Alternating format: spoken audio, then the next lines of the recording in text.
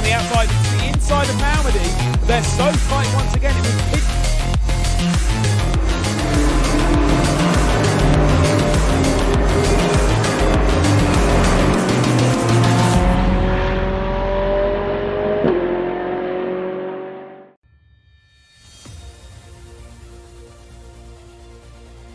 Well, it's been 6 weeks of action, 3 races apiece in our 3 divisions, but it all comes down to this. Today is the decider. Our champions in all 3 divisions will be crowned today. The rookies, the AMs and the pros all going out for their final race of the season. This, the first of the RaceRoom Ranked Championships in 2022. And to answer, I can't wait. The Glen here, Watkins Glen, is going to be a great place for these drivers to work out where they're going to be in the final standings. My name is Cameron Roger and I'm joined by Zach Sweeney today to take you through the proceedings as we finish this first ranked championship season, and Zach is going to be a really great end to the season. Yeah, absolutely. There's not many better a venue than Watkins Glen, and of course with the GP layout that we've got today, it should also bring about some really good racing. That long back straight towards the chicane, again, should provide some really good action. And what a calendar it's been as well. Nürburgring, Spa, Zandvoort, 3 great tracks that have produced 9 great races apiece for all of them. And yeah, really looking forward to this. And of course, especially that GT3, where only 13 points separate the top 2. And yeah, well, Cam, certainly can't wait. Yeah, you are very right in that, Zach. All 3 championships will be decided. There's 40 points for the race win, and in the Rookie Cup that we're going to see first up, the gap is 32 points between the leader Drovsekov and then his championship rivals of Giba and Neg just behind there. So certainly opportunities for things to change. And here is the track for today, the Watkins Glen Grand Prix inner loop. So we're using the full layout and also the chicane at the end of the back straight as well, which is obviously going to be the main overtaking place after the really long run up the hill out of turn number 1. And that sort of sector 2, sector 3 area of the track as well, with all the hairpins, certainly opens up a lot of places, Zach, to see some dives down the inside. Yeah, well, let's hope we can have a few of those. That would be really nice. Of course, that entire first section really is going to be single file. Turn 1 is potentially a couple of overtakes, but again, what is the point? You just got to stay right up their gearbox down the back straight towards the bus stop. That, again, should be a pretty good overtaking opportunity you would expect. But again, yeah, as you quite rightly say, the couple of hairpins, late braking zones should be the main places that you're going to see those moves done. But yeah, again, it is all about the long game, playing the long games. You don't want to go out there guns blazing, especially if you're one of those in the championship battle. And well, Cam, they'll probably come into this race potentially with more of a cautious mindset. They've got a lot more to lose. Yeah, certainly. It's going to be an interesting point for quite a lot of these drivers when it comes to the final race of the season. You know, do you take a little bit more risk, or do you maybe go a tiny bit more conservative? It's certainly a difficult one. Here is Ilya Drovsekov leading the way, as we said, in this Rookie Cup. It's the BMW M235i, so it's a spec car for everyone, fixed setups as well. So it's literally the main difference here is going to be the driving performance. And as you say, this chicane at the top of the hill, I think is going to be one of the main overtaking opportunities. And we saw Zach in a race last week around here as well. You can really sort of go over the limits here if you're not careful as well. Very easy to do so. You know, those curbs, you're going in there at quite a lot of speed. You're having to carry that through. You know, it's almost in a sense, you know, you go over the first bit, you've got to then bring it back over to flick it left for the second bit, and then try and straight line it to the right hander just after. So it is a very tricky corner. It's one that confidence and precision will take precedence, as you know, they've got to really just be confident themselves, be confident in the car that's going to grip, because as soon as you're hesitant, it's very easy for a lot of things to go wrong. But if there's any man that is going to be you know, as best suited to do it, it's going to be Drovsekov, because his form over the last 6 weeks has been insane. And yeah, you would imagine that they're going to be the ones towards the top. This is also a person that's given him a pretty good challenge as well, Giba, who was just behind the person there just behind. Not entirely sure who that is, but again, trying to get some times on the board. Not the longest quali, again, as they go through the last minute of practice. Not the longest quali. So yeah, again, you've really got to maximize the amount of time you get. And you know, the thing that Giba's just had to battle with there. Traffic can really, you know, be the difference between getting a good lap in and not getting a good lap in. And it's going to be quite tight here, actually, with a 8-minute qualifying session, and with the lap times being just under 2 minutes. That means if you leave right as the session starts, you may get 3 timed laps after you've done your out lap. You might just have enough to squeeze in that 3rd time, but as we know, once the session hits 0 in that qualifying session, that is it. You're you're done. The session finishes. You're not allowed to finish your lap. So yeah, let's see how they how they work that one out. As you say, traffic's going to be a big part. You're going to be wanting to get yourself to the front of the sort of train leaving the pit lane, because if you get caught up with loads of other drivers, even though you will get a little bit of slipstream around this track, it's not going to be as effective compared to the times that you'll lose in the corners from following people. Yeah, absolutely. It's that compromise between getting a good slipstream, but also not being held up too much through traffic. And how close can you follow someone? Can you be lucky enough? Of course, in my experience with slipstream and qualifyings on RaceRoom, it is very tricky just to get into or find someone, a partner that you can slipstream off well. Because if they're too quick, you're not going to slipstream them for very long. They're going to be off into the distance. If they're too slow, you're going to get held up by them. And it's just, in a sense, being lucky in some regards to actually get yourself into that position. As you can see, just the swarm of cars now heading out of the pit lane, and you don't particularly, especially if it is going to be a contest for slipstream, which around Watkins Glen it probably shouldn't be. There's more to gain through the corners than there is to gain down the straight, so that should be okay. But if it was, you do not want to be that first car out. Yeah, obviously these cars not producing the most slipstream either, so the chances are you're just going to lose time and sort of be distracted by the cars around you as they come out now up this back straight for the first time. And conveniently enough, Jovsekov there having the first garage box, or really the last one, so he's able to get out first and go around to set his laps, which means he's obviously not going to have anyone in front of him, and the cars behind now need to sort of find their place, find some room, and you're going to see a lot of the drivers actually cutting through the cup layout to start their laps as well, which is interesting because that means they might actually get therefore an extra lap to or even two to do so. And now this is the slowing down. This is who wants to lead and who wants to give who slipstream.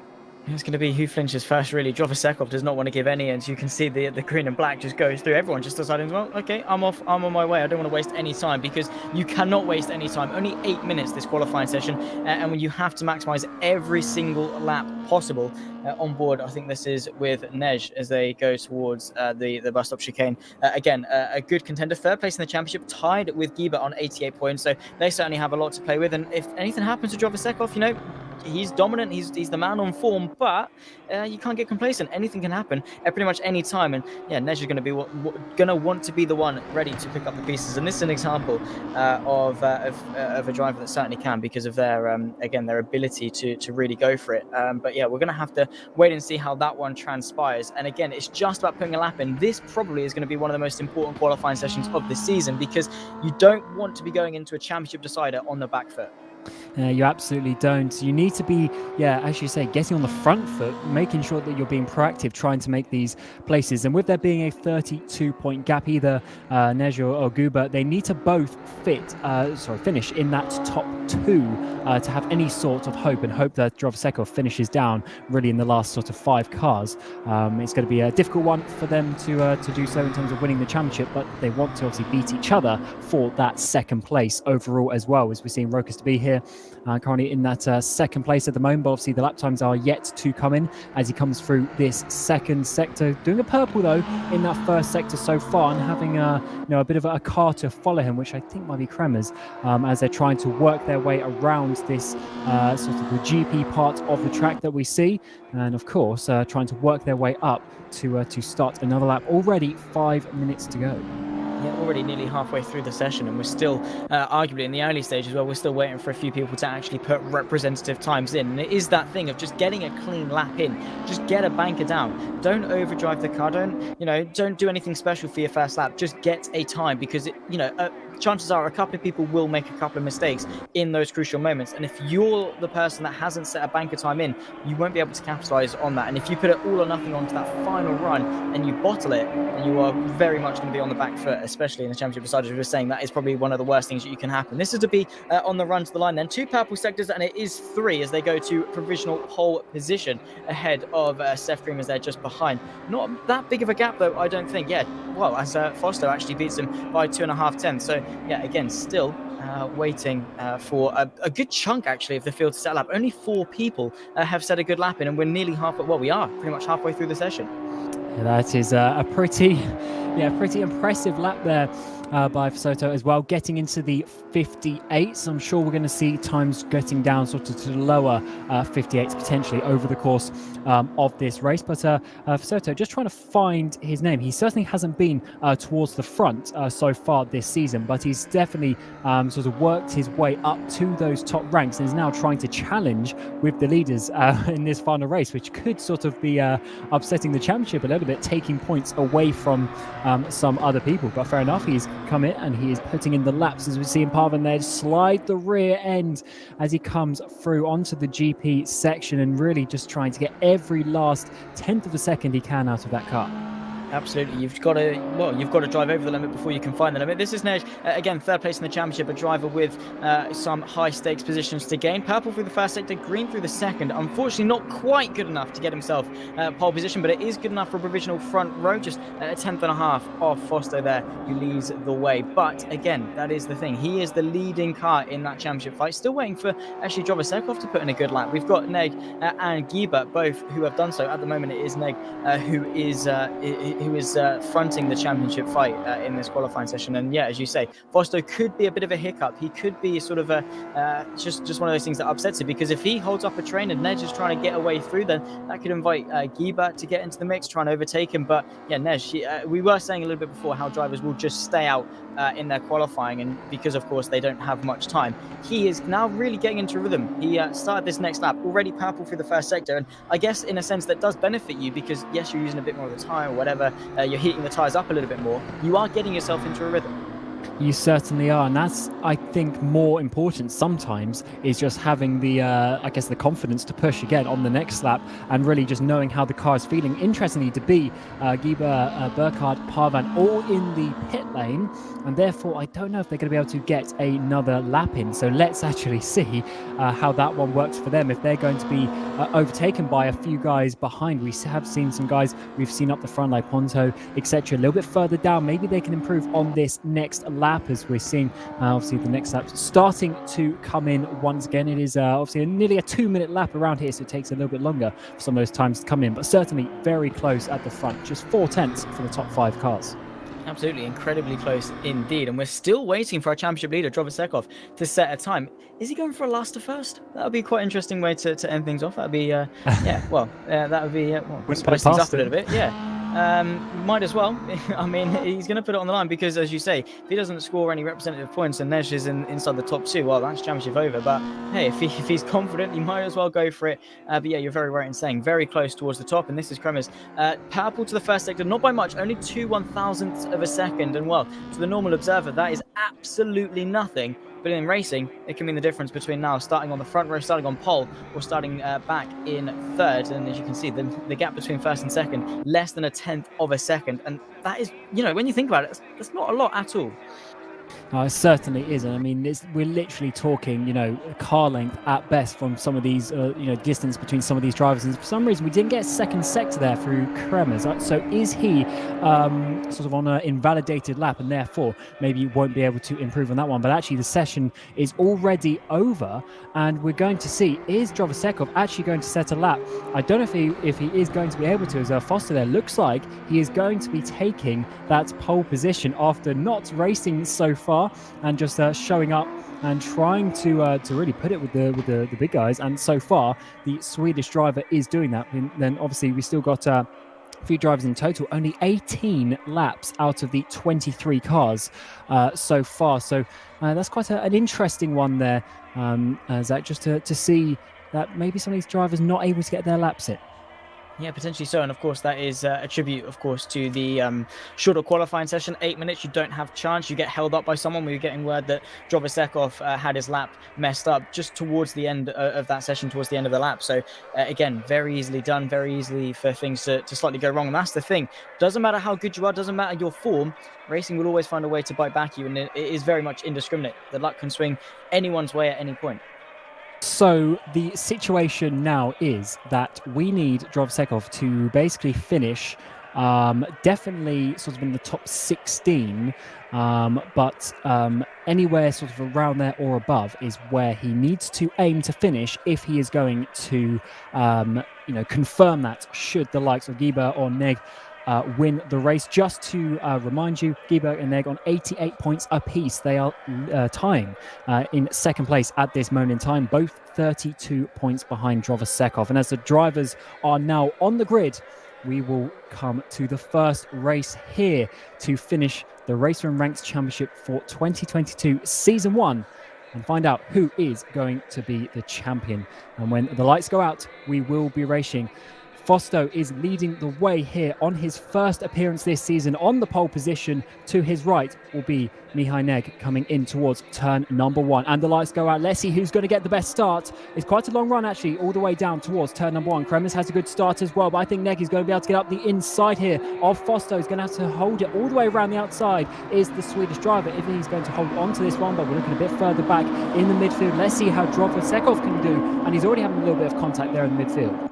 Indeed so, and look, side by side for the race between Neg and Fausto as they go through the S's for the first time. You can see Kremers there just trying to get his nose and trying to follow the way through. Giba, the man fighting Neg for second in the championship, needs to make some progress, falling back to P5. And on that run, this long back straight, you can see side by side between Kremers and Neg as Fausto managed to get himself back in front. Giba as well trying to go to the outside of the chicane. That's going to be very, very tricky to do. Giba to the inside of Neg, still side by side. Neg trying to get back underneath them. Once again, side by side. Kremers having to cut the curb and then has to succumb. But this is giving Fausto a nice little bit of breathing room as everyone else just tries to concertina their way through a little bit further back. Almost 3 wide down the outside of the outer loop, and drivers trying to now dive it down the inside. Give a bit of contact there with Rokas to B, and Fashe right behind them as well. So getting very competitive already on this opening part of the lap. As you say, Fausto starting to get away by a few car lengths, but they're still trying to work it out all behind. Rokas to B has a few cars behind him. Poto and Fashe there trying to get just that little bit closer to look for a move down the inside of these hairpins. Absolutely, you've just got to eye up. You've got to play it by ear. You've got to see what's happening around you. Check your surroundings and be spatially aware, because if you go for a move and it doesn't work, you've got a train of cars ready to pick up the pieces. A bit of a dive a little bit further back. Not entirely sure who that was, but Drovosekov making some good pace a little bit further back. Here is the man, though, the Swede, Fausto, absolutely dominating this first lap. 7/10 clear of Neg, a little bit behind as it sort of calms its way down amongst the top 3. They're sort of spacing themselves out. But that midfield from top 4 down, you can see Giba holding back a massive, massive train. And Drovosekov caught in this long train round the outside through the penultimate corner. That's always going to get a little bit sketchy. He manages to hold on, but he's the man with everything to lose. Everyone around him can sort of send it a bit. He can't. He's got to be careful and got to be the most patient of all of them.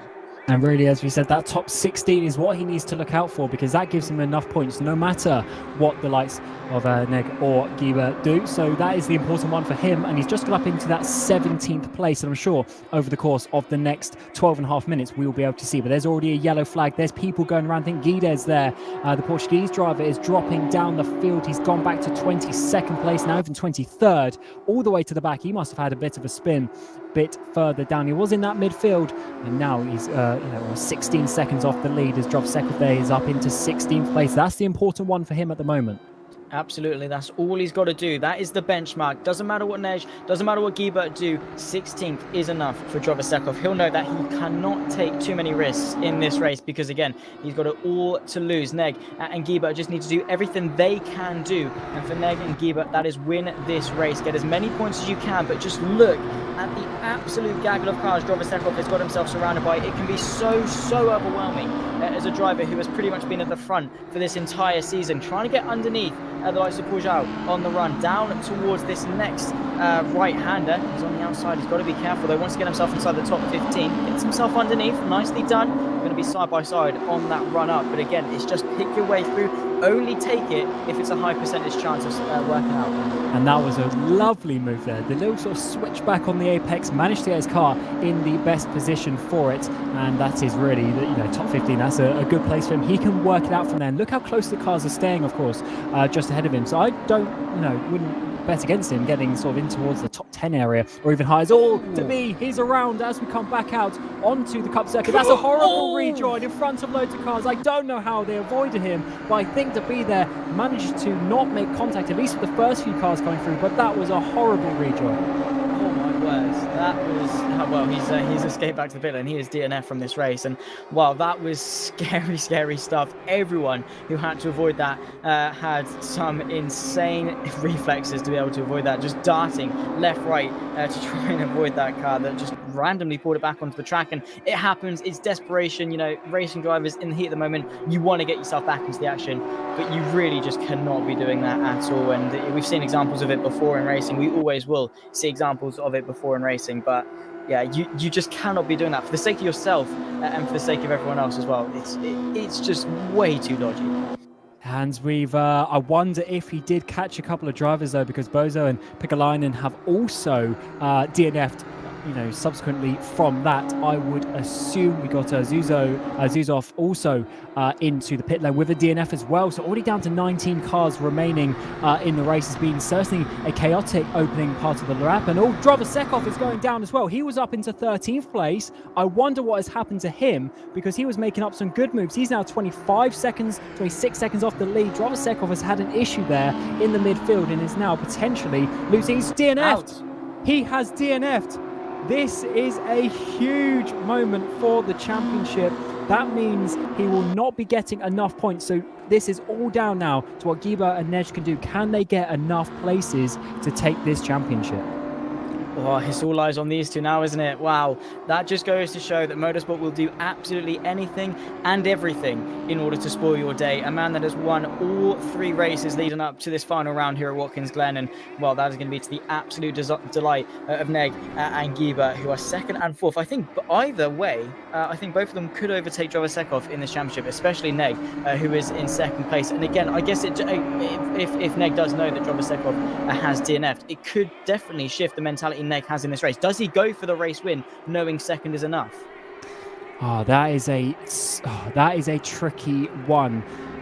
We first of all need to confirm if Drovosekov is still going to get the points or not for that 19th place, because if he does, then that obviously changes the maths a little bit as well. But certainly Nej in that 2nd place is looking good. That would currently be 34 points, which would be enough to overcome Drovosekov if Drovosekov doesn't get the points. We'll try and work that one out for you in this remaining 8.5 minutes. But Zach, what a big moment for the championship though. He's led every race pretty much start to finish, qualified on pole position, but this race, pretty much because he didn't get that lap in qualifying, is now turning around. It's that negative feedback loop, isn't it? One bad thing happens, it leads to another bad thing. It could potentially lead to a catastrophic thing for Drovosekov, which would be to lose this championship. And well, the bigger they are, the harder they fall. And it's the titanic job that Drovosekov has done over these last 6 weeks. And yeah, well, he certainly has fallen flat on his face in this final round. And potentially due to no fault of his own. We haven't seen the incident. Was it a mistake by himself? Was it someone else's doing? We don't know.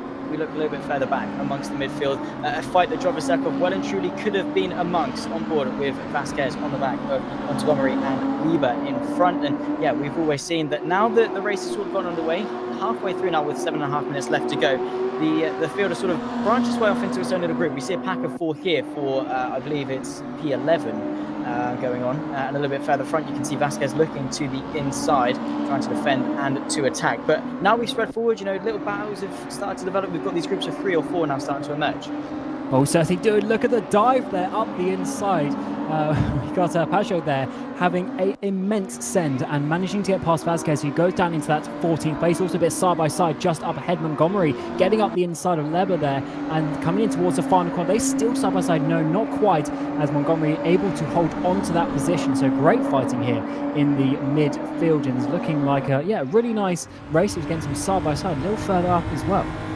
Indeed so, and we're getting word from Drovosekov himself in the YouTube chat that it was a skirmish amongst other drivers, and again it did start in that qualifying session, which put him into that position, a position that arguably he should never have been in to begin with, and that is truly heartbreaking. And now all he can do is just sit and hope that Neg or Guibert make a mistake, and yeah, that again is all he can do. It's all out of his control now. There's nothing he can do about it. So yeah, again, just has to hope. But Guibert locked in a fight here with Point Out, who himself has done a pretty good showing in this season. A podium with a P3 a little bit earlier on, and yeah, they're now fighting for P4. Guibert needs to get a move on if he wants to win this championship. He's a little bit further back on the top three. But again, he's got to maximise the points, and letting Point Out in front of him certainly isn't a good way of doing so. It's all a bit squirmy there from Point Out and Guibert all over the back when this is a battle between the two Frenchies. Yes, I just had a quick check on how the points are allocated. So you only get the points if you're classified as a finisher in the game. So Drovsekov will be getting 0 points. At this moment in time, we will basically be seeing a overturn by just 2 points. Neg second place is 34 points, and he's 32 points behind Drovsekov. So as it stands, with Neg in that second place, he will be getting the championship by 2 points. However, even if he drops down to third place, he will only get 30 points and therefore not take it. So it is very crucial for Neg to hold on to that, and he's got Kremers right behind him as well. So I wonder if Kremers is fighting for himself, or if he is going to be maybe holding behind if he's friends with Neg. We'll have to find that one out, but certainly a couple of nice battles here, as you say, Pointo holding on in that 4th place at this moment in time, doing a really good job. Absolutely, and a little bit further up with Kremers, who is actually looking to the right-hand side towards turn 1, just going to quickly tuck back in behind Neg, and again, just has to...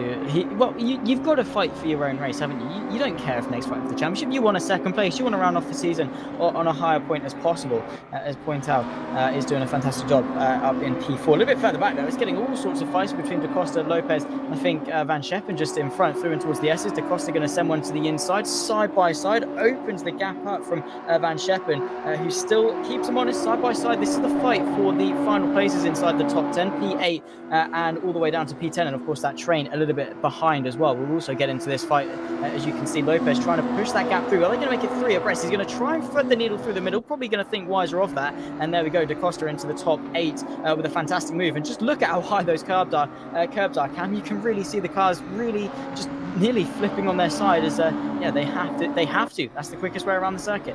Yeah, they love using a bit of curb. Oh, 2 cars off in the wall in the background. That was Montgomery, and I think another car. They didn't quite see who it was, but they were certainly pushing it to the limit. It might have been Peugeot there in the background, really just sending it on the outside, that outer loop, pushing each other to the limit here, trying to get every position that they can, and for sure they are trying literally every part of the track and even off it to do so. That was very tasty. We saw cars just bouncing off the walls on the exit of the final corner on the previous lap as well. So yeah, they are certainly getting feisty here, and there's only 3 minutes left.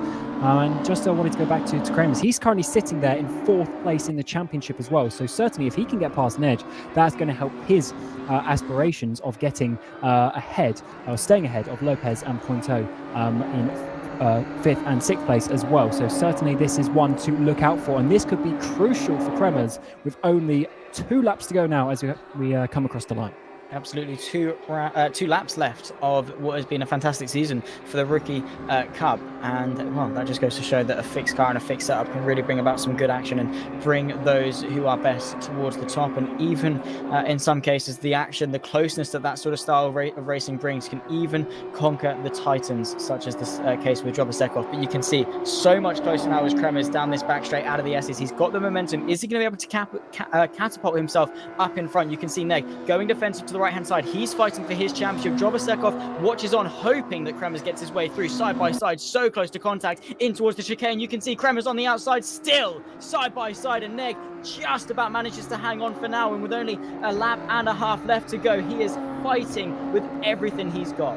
And that is such a crucial position for him to hold on, of course, for the championship, but also just in general, side by side through the inner loop. You don't see that very often, but these drivers are going for it, and thankfully giving each other just enough space to not cause an incident or a crash on this penultimate lap of the race, of the season even. Kremer's certainly going for it, and this is a really entertaining battle so far. I wonder if on the next lap, on the final lap, that is going to be his best overtaking opportunity. He just needs to be the extra meter ahead, and he might have a better opportunity. Yeah, he's certainly eyeing it up, testing the water just a little bit, all preparing for that final lap. Now putting Neg under just a little bit of pressure, getting inside his head, filling that rearview mirror, just saying, I'm here, you're fighting for a championship, I'm fighting for second place. I've got P4 in the bag, so all the pressure's on you, do not bottle it. And it is that psychological pressure that can certainly get to drivers, especially in the final round of a championship when it is all at stake. And they have been so close on pace all throughout this race, and it all comes down to this final lap. And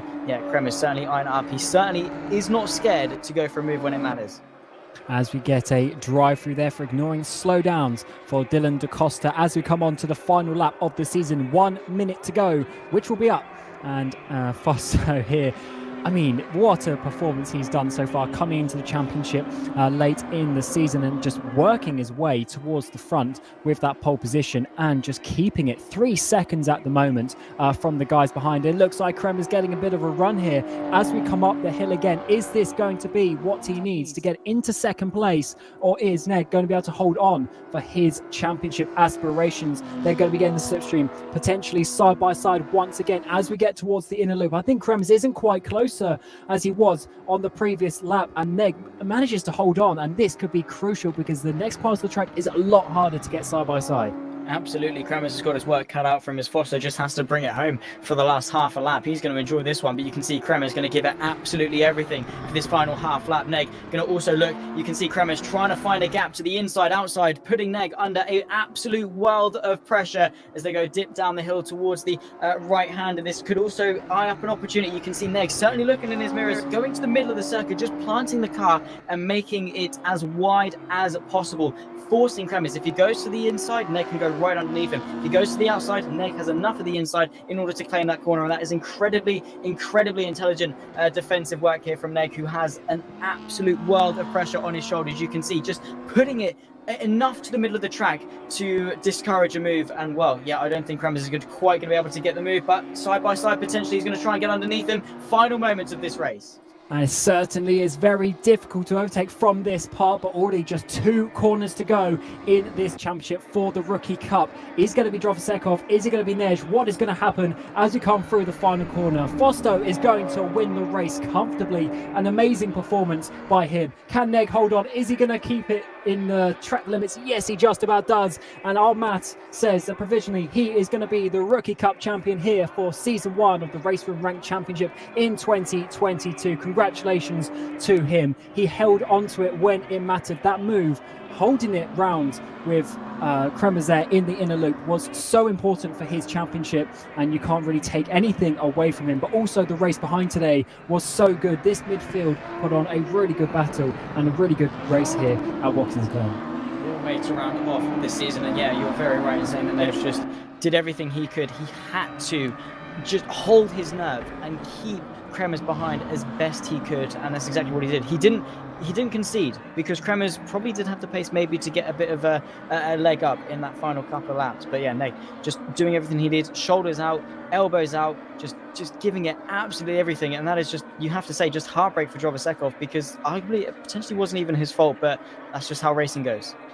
Absolutely, and you've seen the positions behind here. They changed so much over the race. There was all sorts happening. We didn't even mention some of these guys in the midfield, but Pointer there getting in that 5th place. So he actually lost the position. Gieber managed to get back up into 4th. Then Burkhardt was in 6th place, and Van Scheppen in 7th, with Pajot and Montgomery rounding out the top 9 as well. So an amazing performance by some of these drivers to give us a really entertaining final race of the season. And unfortunately then P19 Drovosekov not able to take home the championship after winning somewhat comfortably the first 3 races. But that just showed you, in a 4-race championship, you can't make mistakes. You have to be there at the front every race and make sure you're being the most consistent.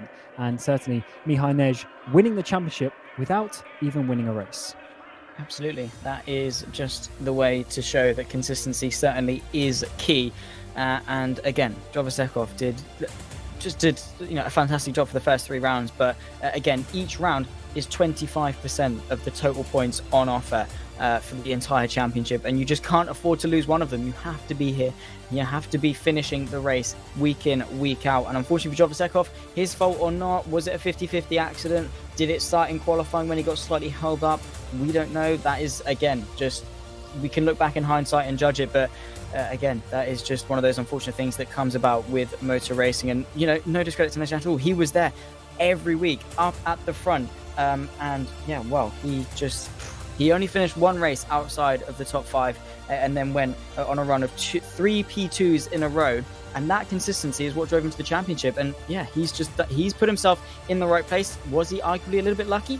Probably, yes. Maybe a bit lucky that Jovasekov retired considering his form. But regardless, he put his car in that position and he won the championship. And that's what the results are going to show at the end of the day. Indeed, and that is such an important factor to anyone watching this who wants to get into racing. Maybe wants to come and race when we get towards the season 2 at some point this year as well. You've got to be making sure that you're not putting yourself in a position to sort of lose the championship, really, especially in a 4-race series. If you have one bad race, that's 1/4, 25% of your whole calendar has gone upside down. So you need to be making sure, obviously Jovasekov, things happen, you get caught up in incidents, and it's not necessarily the best example for that, because I'm sure on another day he would have done a good qualifying position and it would have had a nice fight at the front. But mistakes happen, things happen, incidents happen, and then championships come around. But for sure, that is not the end of the racing. Today, we have 2 races left. We got the AMs and the Pros still coming up. So shortly, we'll be going to the AM category, where we also have a championship fight on our hands. We've got Grunwald and Filippo, this time 22 points apart. So ironically, the championship with the Rookie Cup, that was the biggest gap of the 3 with 32 points. That swung around. So I wonder, it is left on offer, Zach, as we've got a 22-point gap this time. You'd have to hope it is just more of the same, because if the rookies can do it, then the GT4s and the GT3s can certainly follow suit. But yeah, we just have to hope for another dramatic race and hopefully a fight for the race lead, and hope that we don't have another Foster, because he just ran away with it from start to finish. But again, Grunwald, he's basically he's the AM Jovasekov. He's won all 3 races so far.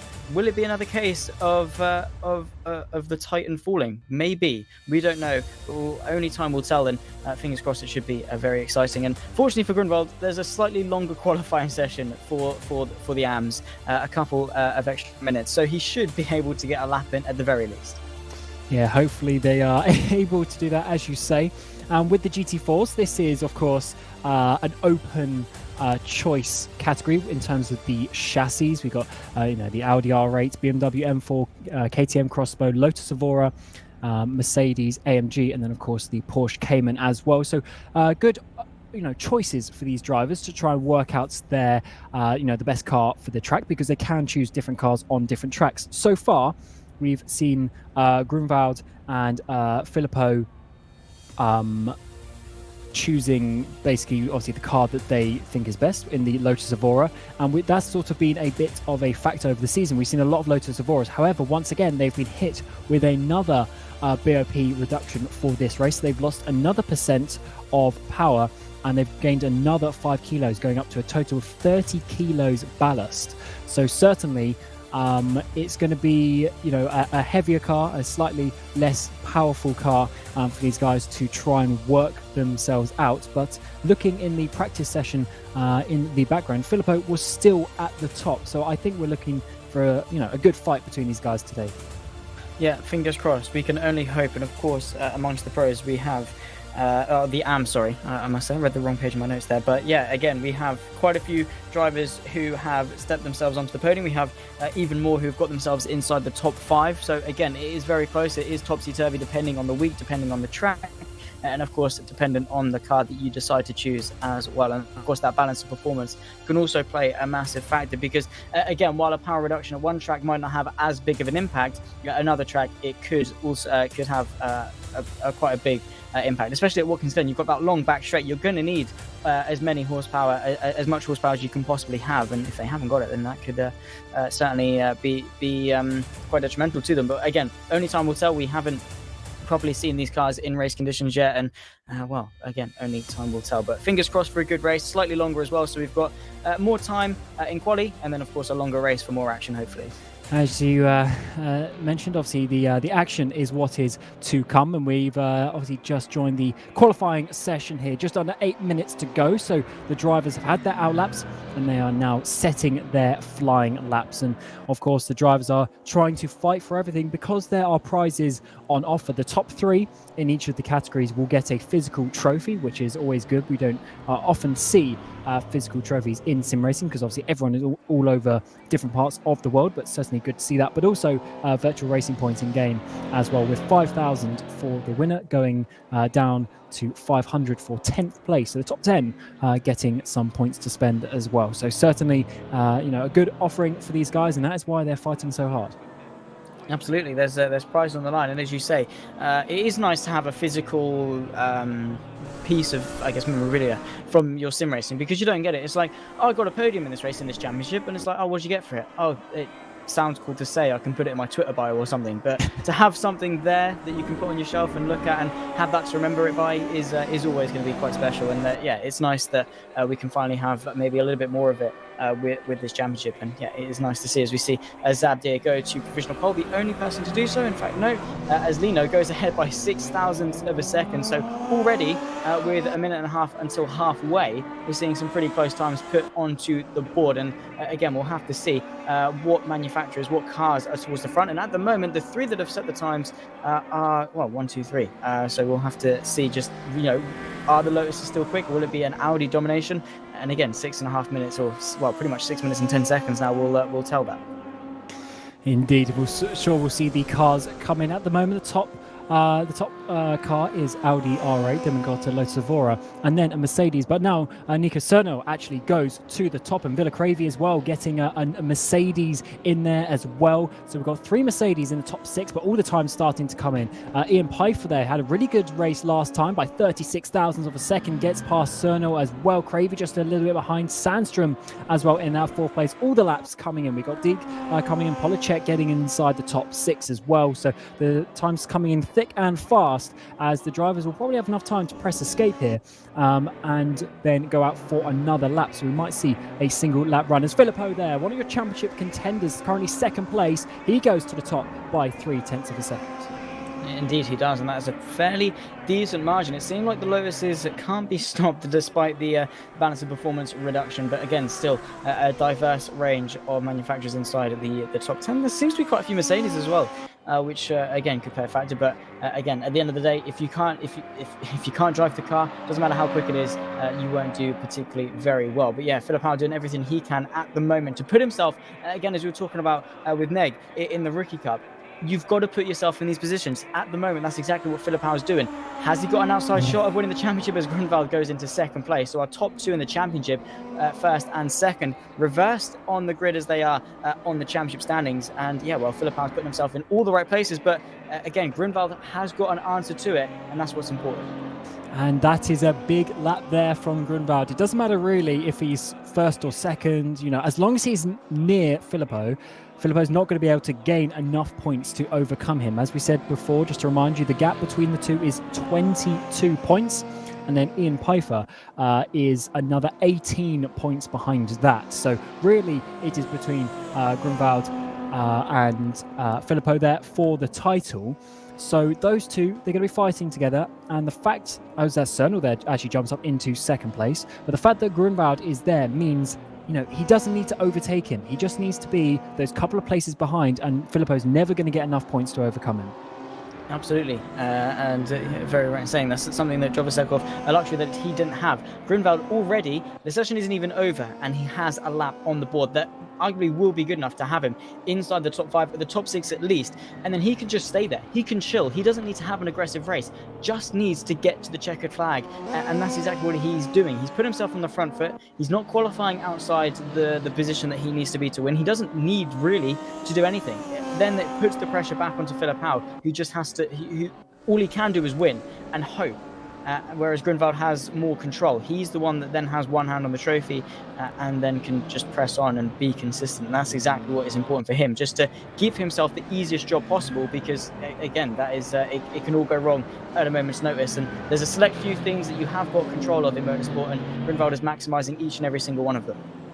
Exactly. So far, he is doing that. And our battle is Grunwald now goes to the provisional pole by 0.3 of a second as well. That is a big lap, and that is going to be, laying down the marker. And with just over 2 minutes left, he's not going to get another lap in as he goes back to the pit lane. So Filippo needs to try something if he wants to get in front, because we know if Grunwald gets out the front, he will be able to have a strong race. He's won the first 3 races of the season so far. Craver there makes a bit of a mistake coming through the heel, and he will not be wanting to do that again, but Grunwald will be wanting to do again what he's done so far this season, which is pretty much just lead away from the front and be aggressive in a battle if he gets one. Absolutely, we can see Van Feiplund purple to the first sector, a very slow middle one, which is unfortunately ruined this lap. Should just about have time for one more lap if he decides to have one, or is he going off track to escape back? Indeed so, and that is rather unfortunate. But yeah, Philip Howe still on the front row, can still do something in order to try and win this race. But I think as long as Grunwald can keep him honest, that is going to be the only novelty that Philip Howe could take from this race. On board then with Pfeiffer in P4 at the moment. Another driver that's done really well, you can see in P3 in the championship, but he's got Cernel just 3 points back, so he's fighting for his place as one of the runner-ups, and has done a fairly decent job. He's taken one podium, a P2 has Pfeiffer, so again he's fighting, and again we've got 2 championship battles. We've got the first and second, we've got 3 and 4, and at the moment Cernel has got the measure of Pfeiffer. Absolutely, that is a battle that we need to talk about more. As you say, just 3 points there between 3rd and 4th in the championship. So this is looking really good for that one as well. Pfeiffer did such a good job to hold on back at Zandvoort, but Zandvoort, of course, is a little bit more difficult to overtake. It's a tighter, shorter track. This one's a lot more open. It's got the big straights, and certainly is it's a bit more difficult to defend in the way that Ian did there in the previous race as he pulls over with just 50 seconds left. A lot of drivers in the pit lane, and let's see if anyone is able to improve. We got our 2 championship contenders there, Grunwald and Filippo, just 0.3 separating them in this qualifying session, so it's really set up to be an amazing end to this season, just like we saw in the Rookie Cup earlier. I'm sure the GT4 Trophy is going to be the same as we see the results come on the screen now. Just confirmation there. Still a couple of seconds left, so a couple of drivers might improve their times here and there, but definitely at the front, they were all in the pit lane. So Grunwald, Filippo, Cernel, Pfeiffer, Cravey, Lapinik, Sandstrom, Russo, Van Feiplund, Polacek, Deek, and Zabdir, the top 12 as we go into the final race of the season. Should be a pretty good one. Should be a spectacle to watch indeed, as Philip Howe, will want to get himself in front of Grunwald down and towards turn 1, and again just try and control the race. Looking a bit further back in the midfield fight, hopefully we can have a similar midfield fight as we had in the rookies, because they certainly did put on a show. Because hopefully with the balance of performance, keeping all of these cars close, it should keep the midfield just as close, and we might actually see again, similar to the rookies, how different packs of groups, different packs of cars will just group together in their little 3 or 4 trains, and again give us some good fighting. Because it is, a 1v1 is a good race, but if you get 3 or 4 cars into the mix, it can certainly very, very much spice things up. Absolutely, and this is really the tense part for these drivers. They are going to be getting themselves in the mindset ready to take on this final race of the season. Just a reminder again, Grunwald and Filippo, 22 points separating them, 40 points total for the lead. So we will update you with the maths as the race goes on. But as long as Grunwald finishes around Filippo, then that is just going to be enough for him to hold on either way. This is going to be the final race for the GT4 Trophy here for Season 1 of the RaceRoom Ranked Championship in 2022. Grunwald is leading the way from the pole position. Your championship lead. He's won the first 3 races of the season, but Filippo is trying to stop him. What is going to happen as we come to this final race of the season? 20 minutes on the clock, and now they go. Grunwald has got a good start. Filippo's trying to come in behind, but it looks like the Austrian is going to be able to hold on just about as we come towards turn 1. But no, Filippo's had a good run in that second part. They go side by side through the first corner, as well as Cernal round the outside of Ian Pfeiffer as we come up the hill. And now all the drivers trying to work their way in towards the slipstream as we come through the important turns 2, 3 and 4. And it looks like Grunwald has had a bit of a jump at the front. Perfect start from Grunwald just to hang on. You can see Lapine trying to get side by side with Sonel as Pfeiffer gets in front, important for their championship battle. Side by side go the Lotus with the Mercedes. You can see Cravey also trying to get into the mix. The Audi as well, trying to follow him through 2 by 2. But a perfect start here from our championship leader as Grunwald leads from Filippo and Pfeiffer in check as well. A bit sideways from Filippo, who again is driving with the championship on his shoulders. And they have broken away into sort of a 3-car train. Hopefully Grunwald doesn't run away too much. But again, on this open lap, it seems that Pfeiffer has got some really good pace. Look into the inside, you can see a bit of contact between the two of them. I think Pfeiffer may be getting a little bit too desperate in his championship fight for P3. He can't be making too many more mistakes like that. And look in the background, we've got loads of cars all over the place. Cernal has dropped down to 10th place, back up into 9th now. Zabdir down the inside, about 3 cars there as we come up towards the toe corner as well. The drivers really trying to find their speed. This is what we've seen in the first 2 races. This GT4 Trophy is so fast, it's so frantic. The drivers diving it down the inside of each other. It's Cravey here holding on to 5th place from Russell there in 6th. And already the drivers in behind, still not even in a single car train. They're still going side by side. It's down the inside now. We've got Sandstrom on Russell as they go side by side up towards the final couple of corners. Is he going to be able to hold on to this one? Is Sandstrom going to be able to back out? He just about has to back out, and Russell holds on. In times like this, it is all about keeping composure when you've got so many cars around you. And yeah, that is just, that's how it goes. Again, just not being overwhelmed, keeping composed, staying calm, and not letting the people around you get the better of you, just doing everything you can. Because again, like Grunwald, driving with the championship on his shoulders, he's got 3 cars behind him, all of which will want very happily to take this race lead, especially the man directly behind him of Filippo as they go through the S's and down the back straight once more. But you can just see the insane train of cars that follow this top 4 battle, headed of course by Cravey and Russell and Sandstrom, who are trying to capitalize off things that open up in front of you. And again, that comes back to the whole pack racing thing as well, is being able to capitalize. You see a gap that opens up, be confident and not hesitate to be able to take it, because that's how easy positions can be made up. And look at this top 4 already starting to get away. This is so important, actually, as we were mentioning earlier, for Pfeiffer with his battle with Cernal. At the moment, Cernal's 3 points behind, but at the moment in the race, he is about 6 places behind, and therefore Ian Pfeiffer will be able to get hold on to that 3rd place. So that is working out really well for him so far in this opening part of the race as we go side by side to see a couple of battles up and down the field. We've got Van Pipeland, and that is actually Cernal diving it down the inside there, trying to get up the inside, and I think it's just about going to make that stick. Once again, an aggressive move here in the GT4 cars, but it works out as Cernal gets up into 8th place, but is now having to defend coming up towards the hill side by side in the braking zone just about, but the German holds on. But no, in the middle part of the corner, Van Pipeland goes around the outside, and this battle continues once again. But now Cernal does actually just about hold on, but no, once again the dive down the inside, but it's just not good enough on the exit, unfortunately. She is not letting him breathe at all, is Van Pipeland, and just giving her absolute all in order to try and get herself back inside the top 8. And Cernal, again, driving for that P3 stance in the championship, has a lot of progress to make up, because Pfeiffer, big spin a little bit further back. That is Van Pipeland, maybe getting a little bit too desperate on her dive towards the inside of Cernal.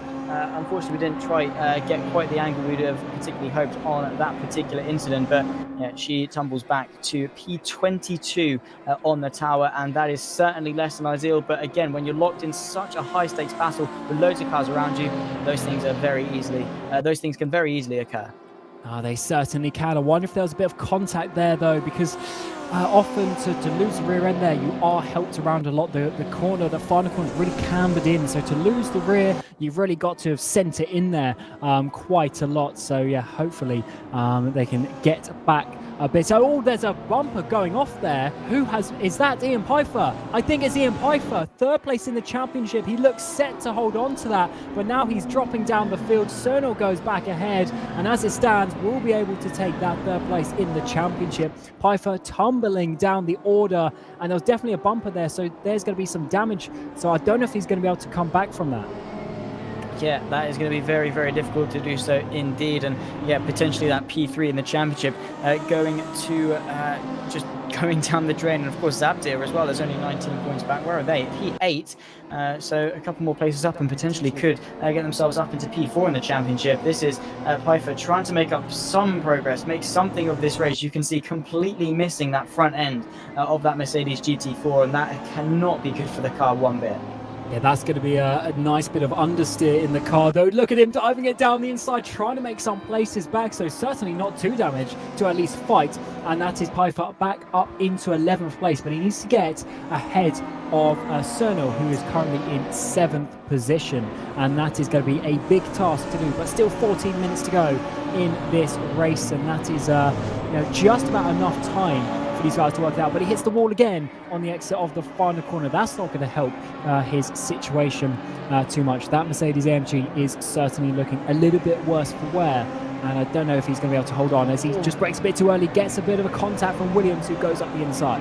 Yeah, they are getting quite argy-bargy. You can see Pfeiffer nearly putting him into the barrier there, which is quite frankly just a little bit out of order. You can see really struggling with the damage, and you can see Lino also trying to get into the mix, and he's really holding up a massive gaggle of cars, being a mobile chicane as everyone tries to get their way through and up into P11. You can see Williams now going side by side. You can see potentially even 3 abreast just behind them, side by side. Pfeiffer on the inside. You can see he's defending quite hard for a man without a front bumper, and certainly losing a lot of grip through the corners, a little bit sideways. I think everyone behind just taking an air of caution, because it can so easily go wrong, because Pfeiffer doesn't seem like he wants to give this 11th place up too easily, despite the fact that arguably his championship hopes for P3 could be up.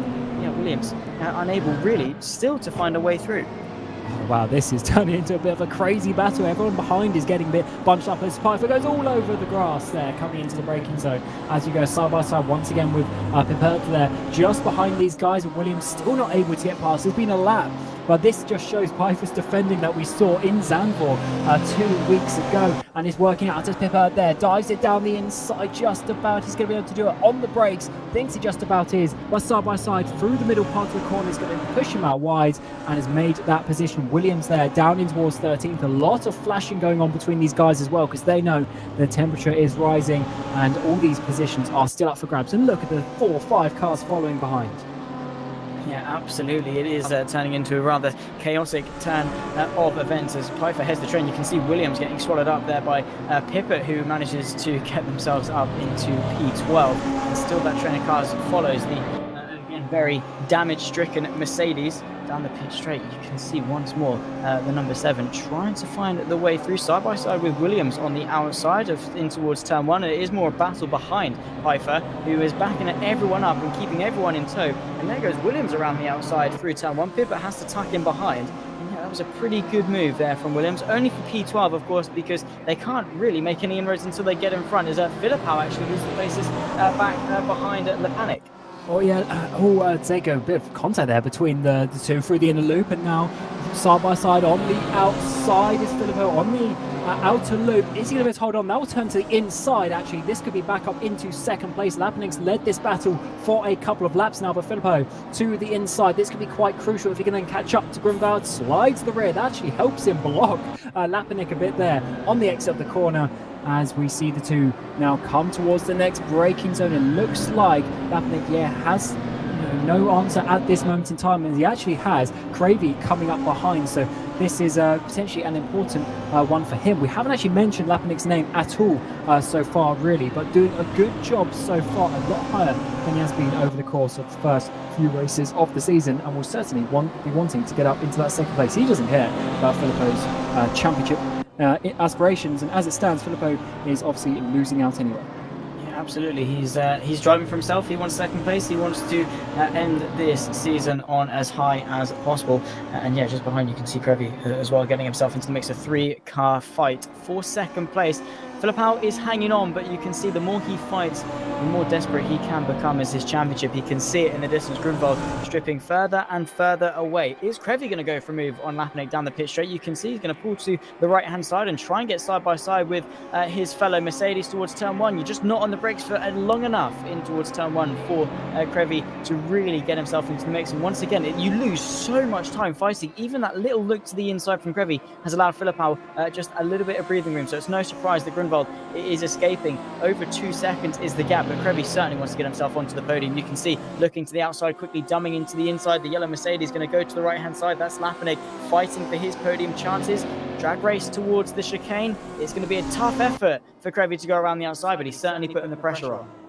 This is a great battle. Krevy there getting a massive wiggle arm in between the sort of middle part of the chicane. Manages to save it, but that has ended that battle at this moment in time as we go back just one position to Sandstrom, Russell and Cerno, all trying to find their way towards the top 5 at the moment. It is Philip Sandstrom who is leading that battle, but Ishmael Russell is trying to get all over the back of him as we come towards this GP part of the track. This is such a good battle now. 3 cars all fighting it out. We're seeing actually this a few places up and down the field. We're seeing 2-3 cars all battling still with just under 9 minutes to go in this race. So great to see the battles continue as we come towards the end of this championship. Russell now looking to the inside, thinking about it, with Sandstrom holding on.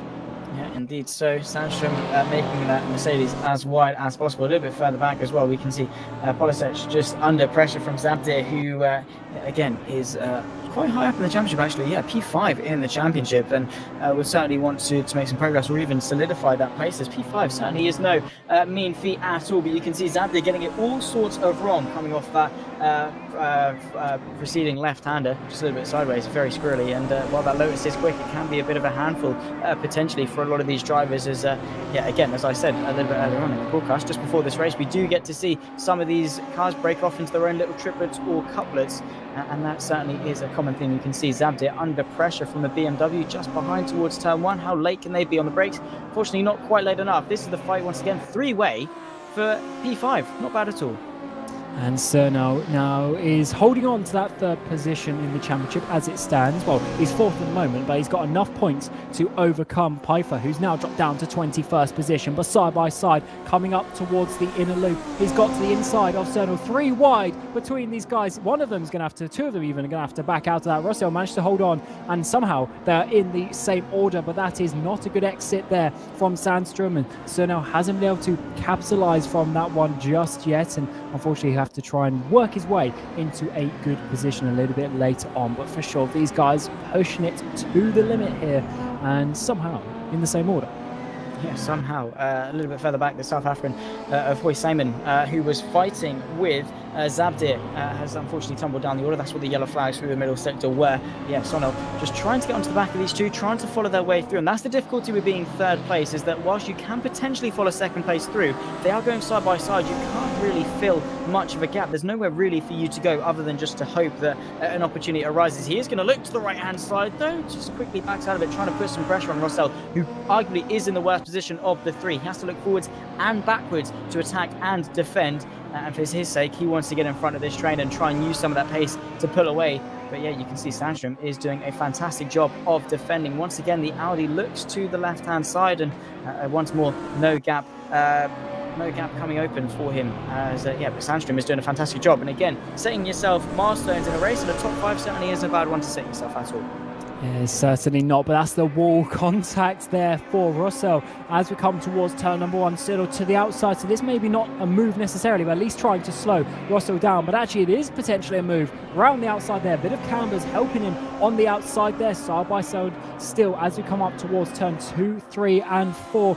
Easily flat out in these cars. Who is going to come out on top? It's going to be Russell as we come towards the back straight. They've lost really the major slipstream from Sandstrom ahead, so this could be a good opportunity for Cerno. Is he going to go left? Is he going to go right as we come up towards the inner loop? Once again, he's thinking about the inside there, trying to find the line, but not quite close enough, at least this time around.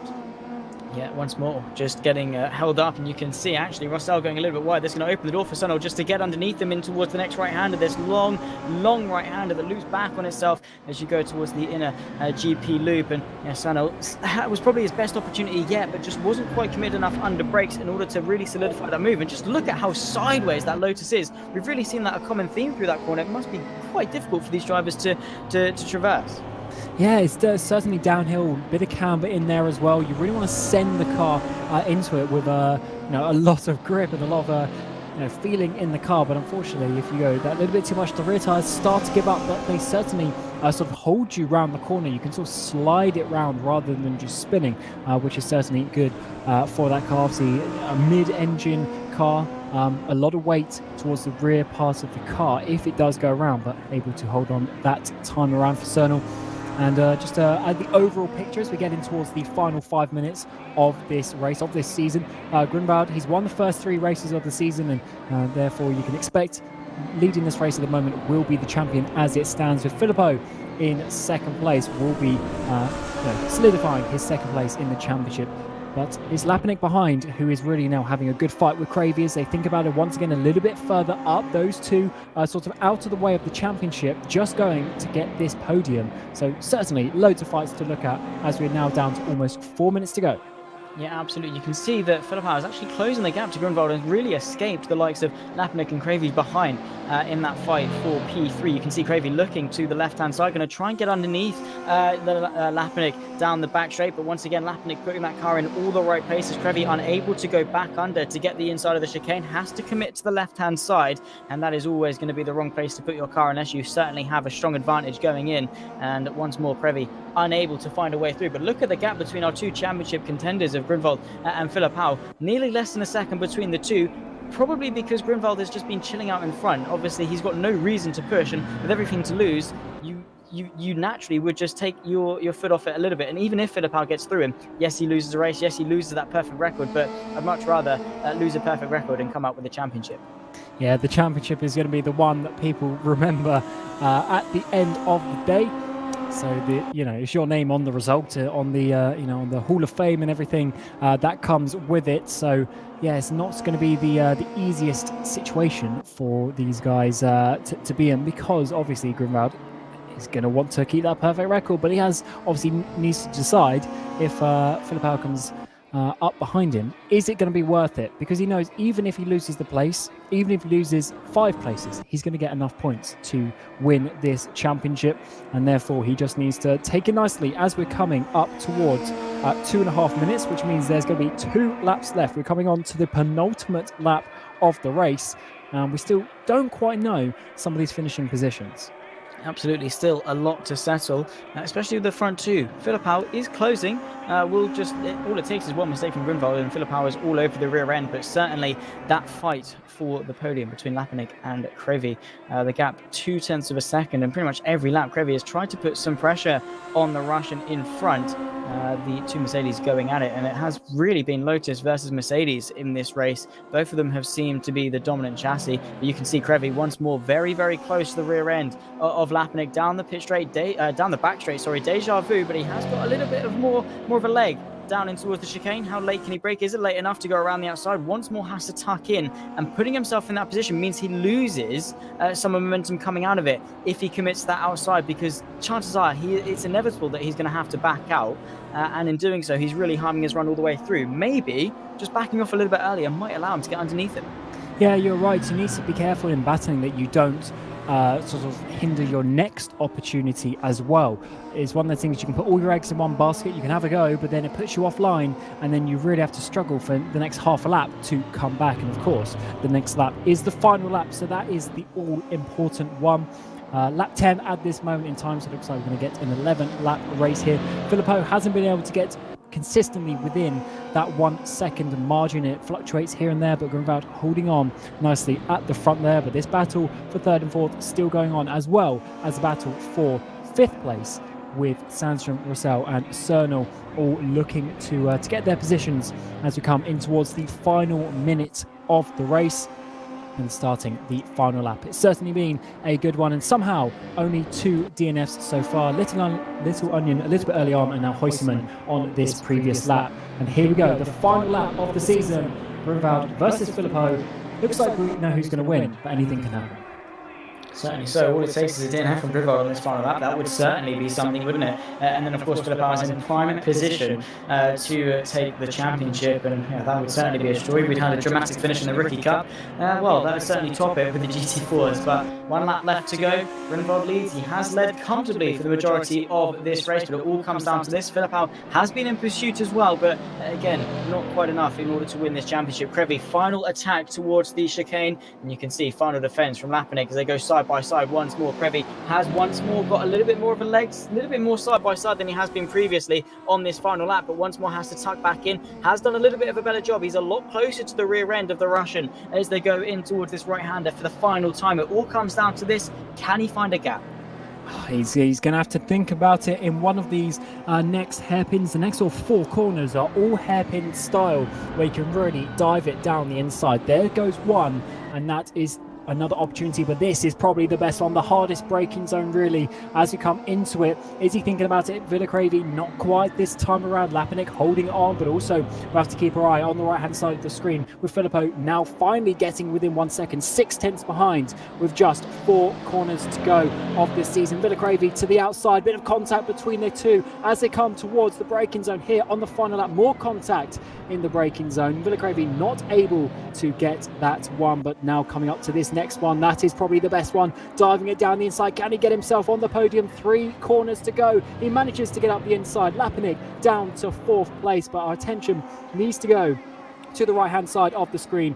Grunwald round the final corner, took the pole position, a bit of a wiggle, but it looks like that's going to be enough to take the championship off Filippo into the wall. And is he going to get it at the line? Who is going to hold on? It looks like Filippo got it. Filippo manages to get the lead there, but that is not going to be enough for the championship. An amazing race from him to hold on, as we're seeing Krevi there also in 3rd place. But what a final corner that was. It looks like it was literally thousandth of a second within that between the two. 0.000 as we went across the line, but the game has given it to the Frenchman for this one. He's going to be happy with that, taking victory finally this season. Grunwald will be annoyed with that mistake, but he is taking home the title as all the other drivers come across the line now. That was a very intense race once again, but Zach, somehow Filippo manages to win that. I certainly cursed it with what I said in turn 1. Yeah, well, he if only they were tied on points coming into this race, that would be an even more spectacular finish. But yeah, a bittersweet moment from Grunwald. Bitter because he lost the race, he's lost the perfect record. Very much sweet because he's managed to take the championship, and yeah, what a season it has been for these GT4 guys. But yeah, Filippo has managed to break the record of Grunwald and take his first race win of the season. A bit of a kerfuffle going, a bit of a traffic jam, and towards the end, everyone just stopping. Of course, they all escaped back to the pit lane, but yeah, you couldn't write it. Side by side between our 2 championship contenders on the last lap of the last race, and yeah, as our time and tower say, there was nothing that separated them, literally nothing that separated them. And yeah, Filippo, someone had to win.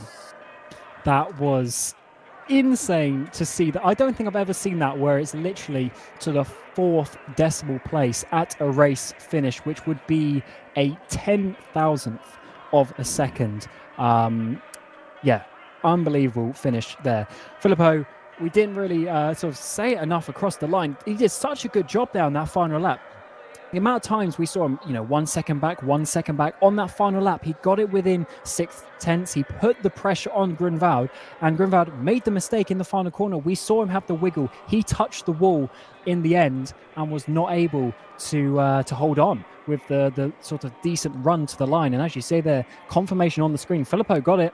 That has been given the victory, and Grunwald in 2nd place. Villacrevi there with an awesome move as well to get 3rd place on the final lap. Lapinic in 4th place, Sandstrom in 5th, followed by Cerno, Rossell, who were also in that battle. So Cerno actually managed to get Rossell on that final lap. Then Pavlicek in 8th, Zabdir and Williams to round out the top 10 before we see the next page. And we saw all these guys and girls having an amazing battle in the midfield as well. Pippert, Foscheifter, Martin, Lino, Dieck, Van Feipland, Gra, Matika, Pfeiffer, we didn't even speak about him in the final parts of the race, dropping down massively. He's lost out in the championship to Cernel. Cernel got that 3rd place as well. So all sorts happening here before the final couple of drivers there at the end. But Zach, 2nd race of the night and another we can't predict what is going to happen. It is pretty crazy, and I just hope we see that again in the pro race. We didn't see the championship swing, but especially at the end for that race victory. Just amazing. Yeah, absolutely spectacular racing. And still one more to go. That's not even all the action done and dusted, and I certainly cannot wait, because it is the closest gap in the championship amongst the top, amongst the 3 championships. We've got Max Pfeiffer and Axel Vermeulen separated by 13 points. 114 for Pfeiffer, 101 for the man in 2nd place. It should be a fantastic race, as it has been for the last 2, and yeah, it really has been on the up. So let's finish it with a bang. Not quite literally though. Yeah, hopefully not a legitimate bang. As the drivers now obviously getting themselves ready for this final qualifying session of the season. We've seen an amazing battle so far there in the GT4 Trophy, which we will just verify as it stands. Obviously provisional results, but as it stands, we believe obviously Grimvald winning the championship there, with Filippo in 2nd place and Cernel getting past Pfeiffer to get 3rd place in the championship. So those 3 getting the trophies so far.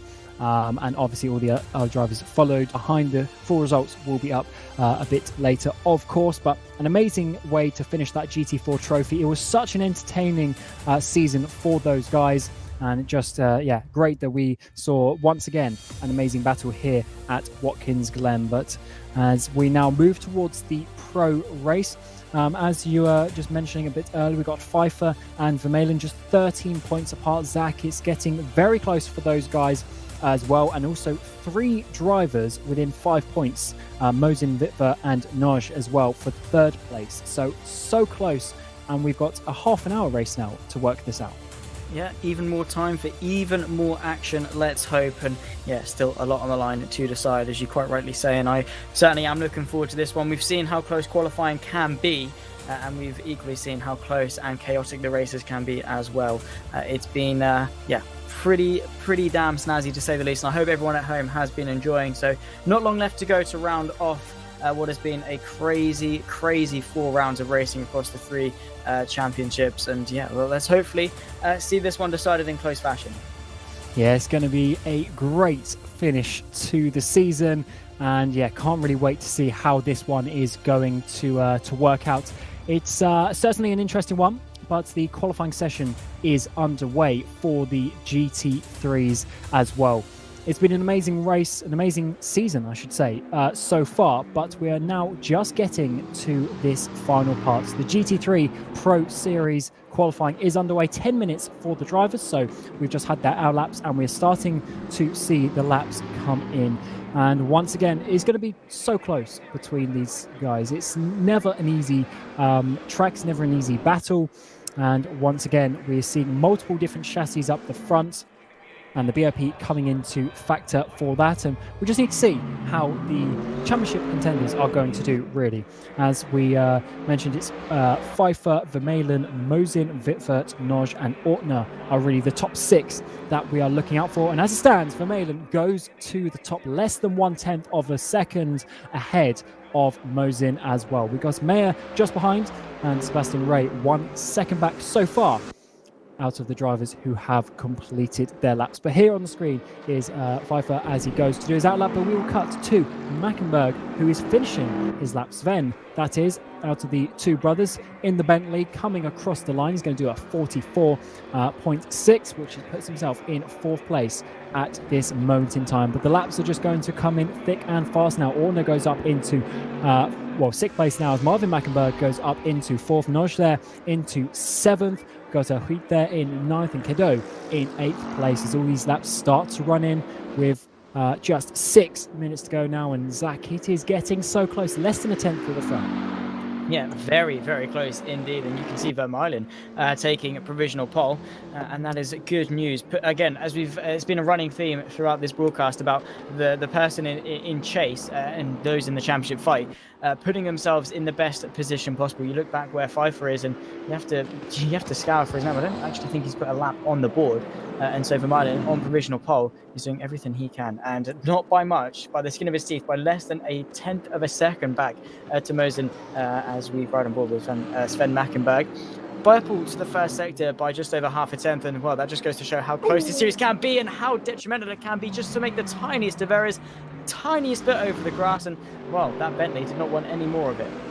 Certainly did not, pushing too much on the exit of those corners, and the guys just starting to push to the absolute limit here with the final race of the season coming your way. Vermaelen there improves at the front now, a 1/10.5 to Alex Mosen. Then we got Kevin Mayer, who's actually a little bit further down in the championship at this moment in time. I think spent some time in the second division, if I'm not mistaken. 19th place at the moment, but coming to the front when it matters. He's in that run of Germans from second to fourth place. Marvin ahead of Sven Mackenberg at this moment in time, as we see Marvin now come around the final corner. Orner up into fifth place. Can Mackenberg improve? Yes, he does. Up towards third place with just 4.5 minutes to go. Yeah, indeed so. And again, that is a great position for Marvin Mackenberg. Has taken has taken a top 5 this season. That is about the biggest achievement that he has managed to muster up. So to end the season on a high with a podium here would be a pretty good result. And qualifying P3 again, just getting yourself onto that second row puts you in prime position to get yourself into the mix. This is the man we're looking at though, with Pfeiffer across the line, goes quickest by a fairly sizable margin, a 1:43.745, just over 2.5 tenths quicker than his championship rival of Vermaelen there in second place. And well, that is the second race in a row where we've seen the title leader and the title contender 1 and 2 on the qualifying grid. But it's not over yet, and Vermaelen still has plenty of opportunity to try and get that pole position back. Yeah, it's interesting with the car choices as well, as Mosen goes up into second place. Vermaelen back to the Audi as he did at Spa-Francorchamps. But unfortunately, last race, I believe it was the Ferrari chose to, not working out with Pfeiffer getting the lead. So going back to the trusty Audi, where he had a good race. So let's see how that one works out. As we're seeing Pfeiffer now go back out for another lap. Hopefully just about enough time if he does the cut through to make another lap. As we see Mayer here in fifth place at this moment in time, working his way through this middle sector. It's actually a really long second sector. The second sector marker isn't until we get up towards the penultimate corner, really, because the sector markers are designed, if we're using the cup layout, that misses this GP section. So really long wait to see if they've improved in this second sector. Certainly a good first sector, though, for Kevin Mayer as we're working our way towards this final sequence of corners. Indeed so. Slightly slower to the first sector, and you can see backing off their lap there, 1.5 seconds slower through the middle sector. This is Vermaelen though, purple to the first sector by a 1/10.5. That is massive when qualifying has been so close, and we're going to see what Vermaelen can do to the middle sector to round off the lap in a few moments time. What has he done to the middle sector? We'll see the timing come up in just a moment. It's slightly slower, a 1/10 down on his previous best through the middle sector, but still to play for. At the very least, he needs to get himself on the front row to try and challenge for the race lead. That will put him in the best position possible on the short run to the line, the short dash. Slight bit of slipstream from the Mercedes in front, potentially. We'll see. Does indeed get himself onto the front row, a 1/10.5 back of Pfeiffer, his championship rival. But at the very least, he's got himself one step closer to the German who leads the way. And definitely lost a couple of tenths there in the second sort of half of the track, let's say. So if I didn't quite see the time across the line if he had enough, but if he can, there's certainly a potential for that pole position. As we come now to Sven Mackenberg, a car spinning behind them, but we'll ignore that for a second because it's purple in the first sector for Sven Mackenberg, 7th place as it stands. But let's see how this one works out once again. It's certainly looking very strong for multiple drivers here. Obviously the top sort of 3 are a little bit of a jump away, but look how close it is between the guys behind. Literally just a couple of tenths of a second from sort of 6th place down to 16th. Indeed so, and yeah, very, very close indeed. And once more, the midfield could give us some pretty good action as we see the two Mackenbergs purple to the first sectors, both of them, and that just goes to show how close it is. And you look at the standings and how close it is from Moisen.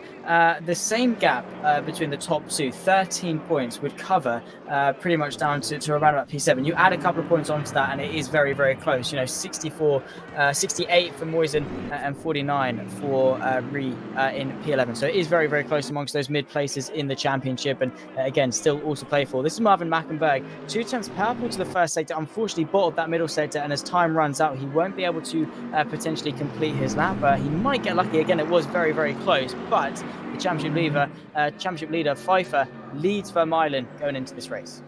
And it's working out to be a great race, great opportunity for these guys. As you say, Pfeiffer and Vermeulen 1-2 in the standings and 1-2 on the grid as well. As we jump to this second page, see all the drivers working their way through down to 24th place. And yeah, it's really just opening up to be an amazing race with 25th and 26th place there at the back. But it is Pfeiffer from Vermeulen at the front. And Zach, I wonder, is there going to be any last twists in this season 1 of the RaceRoom Ranked Championship, or is it going to be a slow race? Let's what do you think as we come to the grid? Well, I think I can speak on behalf of everyone watching at home that this, hopefully, it is going to be an absolute cracker of a way to end off the RaceRoom Ranked Championship of 2022. We can hope, fingers crossed, that this is going to be one to remember as well, the GT4 and the rookie races. And let's hope we can end the evening on a high. As we got, well, I mean, it's promising a lot. We've got our 2 championship rivals sharing the front row. We've got a very tight midfield just behind. So there's a lot of stories to tell. There's a lot of stories to end. So yeah, let's just hope and let's just see. Half an hour to decide this. Yeah, 13 seconds left and 13 points between Pfeiffer and Vermeulen. Pfeiffer in the Mercedes on the right-hand side of your screen from the pole position. Vermeulen on the left-hand side of your screen in the Audi R8. It's going to be close. It's going to be tense. 30 minutes of action when the lights go out to finish this season of the GT3 Pro Series. And it's lights out. Let's see who's going to get the better launch towards the first corner. Looks like Pfeiffer for sure. Look at that. 2-3 car lengths in front as we come towards the braking zone. Alex Mosin around the outside there as well from Marvin Mackenberg as they all run a bit wide all over the curves as they come up the hill for the first time in the race. This 30-minute race to finish the season. Side by side in the background up the hill as these guys all try and get the slipstream up towards the inner loop for the first time. Slipstream definitely a factor in these cars as Mosin has to defend with Marvin Mackenberg on the outside, side by side in towards the braking zone. It looks like Mackenberg has been able to get that up onto the podium. Indeed, so still side by side as they fight towards the next right-hander. Pfeiffer potentially under a bit of pressure from Vermeulen as they go through the chicane for the first time, but you can see Mackenberg getting himself in front of Mosin as they once more dip down the hill towards this inner loop section. Very tight and twisty. You've got to keep it concentrated. You cannot get complacent. We saw in qualifying how easy it is to make those mistakes, but Pfeiffer, a perfect launch, got himself ahead towards turn 1, was under no pressure towards the chicane, but Vermeulen, again, just being there, staying in the slipstream, and then hoping that his opportunity can still come. But a little bit further back, just look at the train of cars we've got. We've got Nash and Maya on the back of Mosin as well. You can see the Ferrari having to go defensive, the BMW going to go the long way around. You can see Maya going to try and get it a little bit wide though, and just see how many places he can potentially lose, because that pack of cars behind will always try and swallow you up nearly 3 wide into the next left. Yeah, Makovsky trying to work his way up, as well as Georg Ortner there, who's actually changed from the BMW to the Mercedes for this round. There's a bit of contact there between the two as Ortner has to back out of that one. He was sort of forced out of that one with Makovsky there working his way up towards P8. These drivers really starting to push. And someone we haven't really mentioned yet is Noj there, just behind Alex Mosin. Those two are fighting for 3rd place, just 5 points between the two. For that 3rd place in the championship as it stands, as we're seeing Stratemans and Huit having a bit of a battle here towards towards the hill for turn 2, 3 and 4. Is Ortner there in the wall. Markovsky there a little bit aggressive once again. So we've been no stranger to aggressive driving throughout this championship. It is something that has gonna happen, because these guys are fighting with some very high stakes on their shoulders. And a bit further back amongst the midfield, you can just see how chaotic it can be as they all funnel single file through the chicane, and that is probably a very, very good idea indeed. On board with Meyer as he chases after Sven Mackenberg, who's on the back of Naj Mosen, and the other Mackenberg, Marvin Mackenberg, just in front. The top two of Pfeiffer and Vermeulen sort of break away 1 second clear of P3. As you can see, the Ferrari very, very wide indeed, just having to weave a little bit to try and get that dust off the tyres. And again, small mistakes like that can certainly add up. Yeah, they certainly do, and these guys just going for every move that they can, especially in this opening part of the race, because they're so close together. This is where you can really gain positions, but it's also where you can lose positions, which is what K2 did, because he's gone down to 21st place. He had a bit of a spin, I think, through the inner loop on that first lap, and unfortunately the Frenchman there dropping down the field, and is going to have to work his way back up. Which is going to be a little bit difficult in these cars, but it's certainly one long train. So if you've got some speed about you, you can certainly pick off the cars one at a time. And with a 30-minute race, there's plenty of opportunities to do so. Absolutely, but at the start, you do certainly want to capitalise as much as you can. This is when everyone's as close together as possible, and if you have got some pace, you don't want to spend a good 10-15 minutes just getting through the slower guys before you can then get after some of the top places. So yeah, again, you've got to play it by ear. You've got to see how the situation is. Again, that spatial awareness, that's when the more experienced drivers will come towards the forefront. If they've had a poor qualifying, they can pick their way through a lot better. They know who they can work with, a duo who can then slice their way through. But on board with Guy on the back of Markowski as they go towards the chicane once more. The McLaren going to go to the left-hand side, the Corvette on the inside. Markowski going to defend it with all his might. He has a massive queue of cars behind, and he is trailing, heading this long train as Meyer breaks free in front. And you can see Guy wants to get through because he's certainly got quite a bit of pace in him, but he doesn't want to be swallowed by the likes of Horner and Straitsman. Oh, look at that. They all go wide. They're all following each other away from the apex as Markowski makes a bit of a mistake there. And, you know, that's sort of naturally what you do. You're following the brake markers. We're getting a huge start there from Straitsman, but not able to make anything work as Ordner now there going out wide and just about managing to hold on to that position as there's a bit of a wiggle in the end from Straitsman. But for sure, these guys are trying to get themselves up the inside as now quite there looking, but not quite able to do so. And once again, Markowski just missing the apex, starting to go wide, is on the grass. In the background, we've got, I think, Sebastian Ray trying to get involved as well. These guys are starting to get a bit crazy, and they're just losing time to the top 7.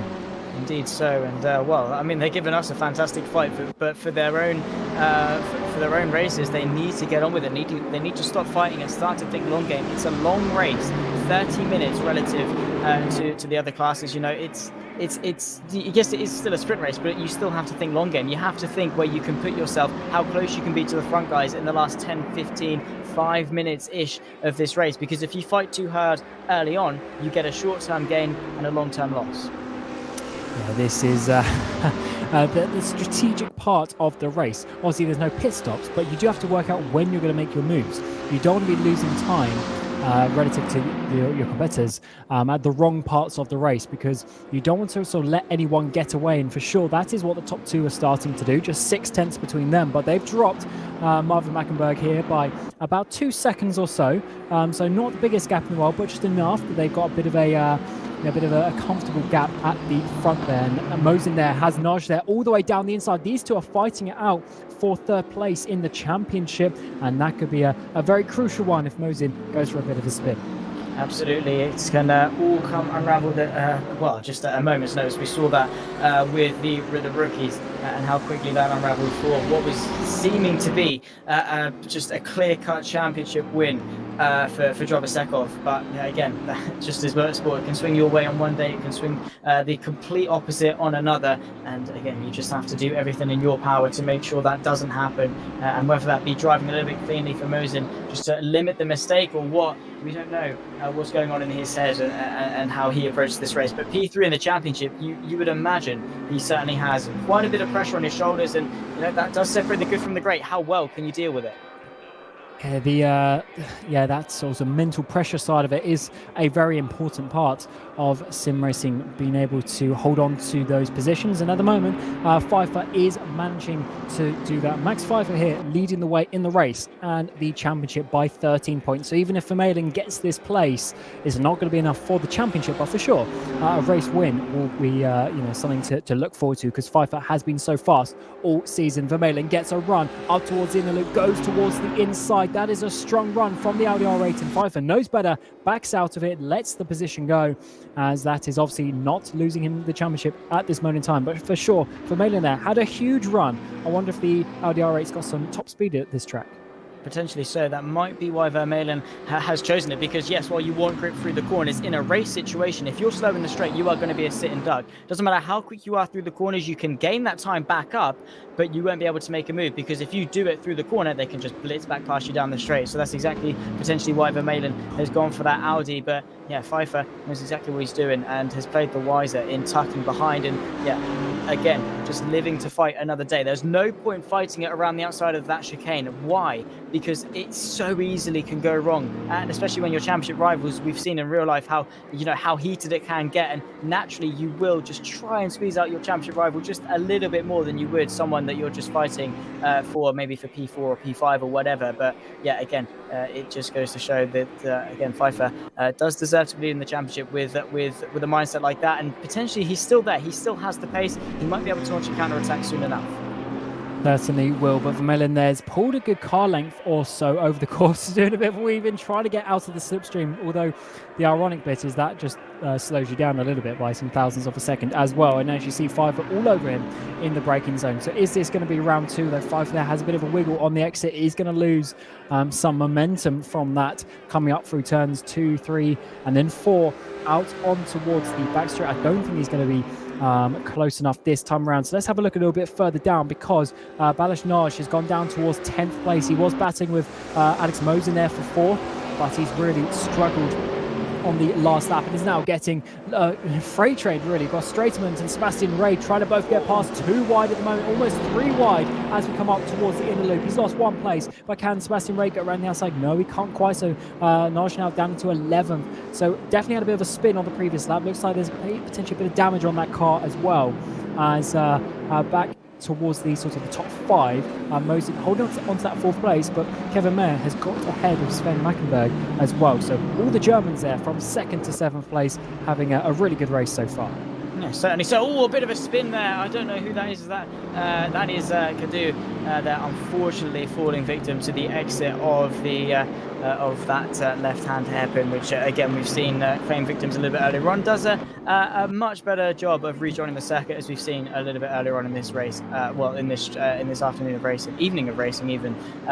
We've seen some pretty dodgy rejoins down this particular little section of track. As well, for good measure. Marvin Mackenberg doing a great job in P3, would like to secure his first podium of the season, but Mosen only 7 cents back. He's probably is going to be eyeing up to try and ruin his day.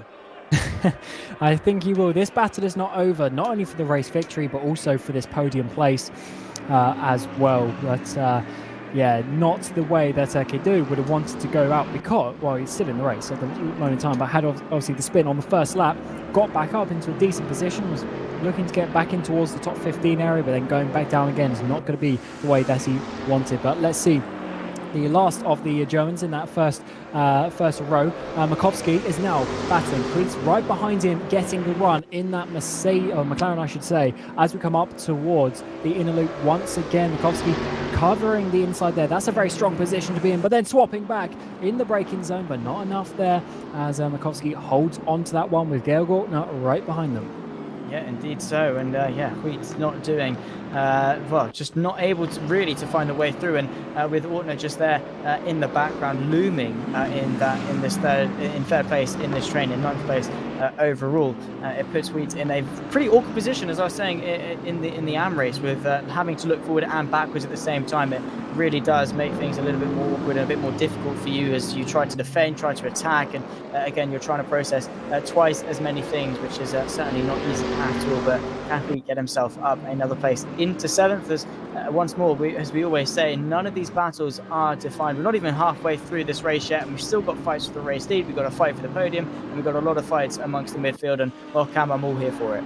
Absolutely. It's been an amazing opening 12 and a bit minutes of the race so far. Let's see how this one progresses, because all of these battles and all these positions are still open. For sure, the top 6 have a little bit of a pace advantage there over the midfield, but that is not taking anything away from what we're seeing behind. There's some amazing battles up and down this field, and you can just see from the timing towers, the cars are just so close together. And so obviously, naturally, there's a spread of the field over the course of the race. But individually, the little battles staying so close together, as we're seeing Vermeulen still holding on at this moment in time. But Pfeiffer, he's staying with him. He is not losing out at this moment in time. He's still putting the pressure on his big, his big blue Mercedes in the rear of the rear mirrors of Vermeulen, still trying to force a mistake and get back. As we're seeing once again, Markowski defending into the inside, but Hoyt they're not able to get past at this moment in time. Yeah, indeed so. And of course, these GT3s have got the most downforce of the 3 cars that we have here for the Ranked Championship, so they can really chuck it into that chicane. You're not on the brakes for very long, so yeah, for Hui to go for a move, he really has to make sure he's got the legs going in and to get at least halfway alongside to be able to commit under brakes, because at the moment Markowski is just saying, okay, you can put your car down, I'm just going to brake plate and I'm going to carry the speed through, and well, if you're going to stay there, then we're both going to crash. And well, he's basically putting both of their races into the hands of Hui, on all the occasions so far, has decided to play it for the wiser and continue to fight for another day, because still, again, as I said, still half of this race left to go. Anything can happen between now and then. Think long game. Markowski is really struggling on the brakes today, once again missing apexes, and I think that's really the reason why he's lost all that time to Sven Mackenberg ahead. If he's a bit more confident on the brakes, a bit more able to hit those apexes, that would be the few tenths that he needs to per lap to hold on. But at this moment in time, it looks like he's now having to therefore defend, as he has been for a few laps. And we've even got Stratemans coming in behind us, all a couple of drivers in the wall in the background as well, just bouncing off it, trying to get as fast as they can through that final corner. But with this battle at this moment, the Corvette is holding on. But as we come up the hill once again, it looks like that McLaren is going to be getting a run through turns 2, 3, 4, and then up to the all-important braking zone, as Alex Mosin now is also looking as well. So 2 McLaren's looking for a move. Markowski this time hasn't got the inside line. He's not able to do so. Is Ray going to be able to get any sort of close enough? No, he can't. And once again, it's status quo as we exit the chicane. Absolutely, a lot of battles to turn our attention to. Vermeulen still leads the way from Pfeiffer just behind, still keeping him honest, still keeping that rear view mirror of Vermeulen certainly well and truly occupied, as again the fight for the podium between Mosin and Mackenberg boils on. The Bentley versus the McLaren, the battle of the Brits, as the BMW just tries to close up as well. Mosin once again still quite close, and it is just that thing, the slipstream isn't too powerful in these cars, it seems. He's not able really to get much of a slingshot effect, and that's really helping Mackenberg to solidify this podium. Of course, the wideness and the absolute chunk of that Bentley is also helping him, but yeah, again, he's got to be able to put that car in the right places, and he's doing exactly that to try and get himself onto the podium for the first time this season. And well, you always want to end the season on the high. That's exactly how Mackenberg intends to do it. Yeah, very good driver indeed. Both of the Mackenbergs, really, they've struggled a little bit over the course of the season in terms of getting the podiums and race victories. But over the last couple of races, started to get a bit closer. And I should say, Marvin now on that podium place as it stands, and is really going to want to hold on to this.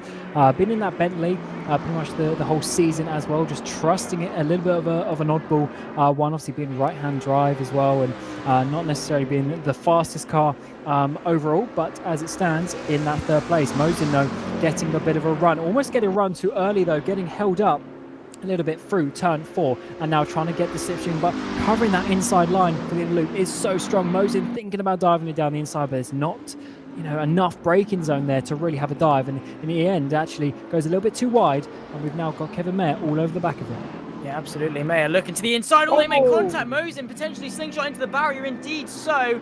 And that is such a quick end to what was a fantastic battle that probably would have spanned on for the remainder of this race. Mayer just getting into the mix, maybe going for too tight of a gap. And yeah, Mosin did not want to give that one up easy at all. Managed to rejoin, but that McLaren has certainly seen better days. That is not how you would see it rolling off the showroom floor. And yeah, probably, well, causing a bit of mishap a little bit further down. As you can see, Straitsman on the inside of Ortner as they still run side by side. And that has all happened because of the McLaren sort of getting in the way and opening up the gap. But, well, that is certainly chaotic. So how is this one looking for the championship then at this moment? As Ortner, though, comes back down the inside, huge contact between the two as Straitsman's there goes massively wide in the end and loses out on that one. So Ortner just repaying the favour. Mosin currently third place, 68 points. Vitfert in fourth, he's not here today. And then we got Noj with 63, but Noj is still behind Mosin as it stands, if I'm not mistaken. Oh no, Mosin DNF. Mosin has DNF'd. So he is now going to be losing out completely. This opens the door to Balázs Nagy or Georg Ortner to get on the podium here today. That is going to be the biggest battle that we are looking at. And at the moment, it is going to be Ortner, currently in 6th place in the standings, might be able to get himself 3rd place as long as he stays enough ahead of Balázs Nagy, which he's doing plentifully at the moment, being 7 places ahead. Absolutely, and well, again, there's not just the championship win at stake, there's also a couple of places a little bit lower down and to settle, and yeah, that is always what we have to look out for. Those are sometimes incredibly exciting, especially in the GT3 Pro Series that we have for RaceRoom Ranked, because again, it has been so very close amongst the midfield and very, very exciting indeed. But even just as exciting is that fight between the top two, Vermeulen and Pfeiffer, still separated by less than half a tenth of a second. Both of them 1 and 2 in the championship. Of course, Vermeulen is going to have to hope that Pfeiffer makes a mistake. Pfeiffer is more than able to just chill there and win, and if it does stay like this, he will take the championship win by 9 points. But Vermeulen, again, doing everything he needs to do, winning the race. All he can do is hope, though, but still, it's always nice to see the top two in the championship, 1 and 2 on the track, and separated by pretty much virtually nothing coming into the last 10 minutes of the season. Yes, it's been amazing as Makowski once again misses an apex and finally there gets through, and Straitsman's in the background, gets past Georg Ortner as well. Ortner comes back. Those two having a bit of an argy-bargy over the course of the last couple of laps, but yeah, Makowski just hasn't been able to find his brake pedal today, and well, that's really just the course of his whole race. That's why he's lost the time to the top 6, and now that's why he's lost that extra position there as well. So really, that's something potentially to work on for the next seasons potentially as we get towards the mid part now of 2022. But back at the front, Vermeulen still holding on from the German competitor behind him, but Pfeiffer is certainly putting on the pressure now, getting even closer. Indeed, so coming into the final third of this race and of the season, Pfeiffer will obviously want to win the race on a high and get his 3rd win of the season. These two, 1 and 2 at the moment, are the only 2 drivers to have won a race this season. In fact, it's the only of the 3 categories that have more than 1 race winner. But still, if Vermeulen can win this race, it will be equal, 2 wins apiece, but still Pfeiffer will take the championship by 9 points thanks to his consistency and the fact that he's taken an extra P2, whereas Vermeulen has fallen outside of the top 3 on an occasion. So again, that is just how fine the margins are, and in a championship of only 4 rounds, you have to be with it week in, week out, and that's exactly what Pfeiffer has done. He's not had to win every race. He's not had to, do anything particularly special. Just had to be there and make sure he can capitalise when Vermeulen has had a bit of an off. But either way, as a driver, even though the championship's at stake, you still want to win the race, and well, Pfeiffer hopefully will give it some beans and try and get up the inside. Oh, and Vermeulen's feeling it now, doing the weaving on the straights again, trying to break that slipstream. That's a perfect sign. when you know the driver is looking in their mirrors, when you start sort of defending and things like that.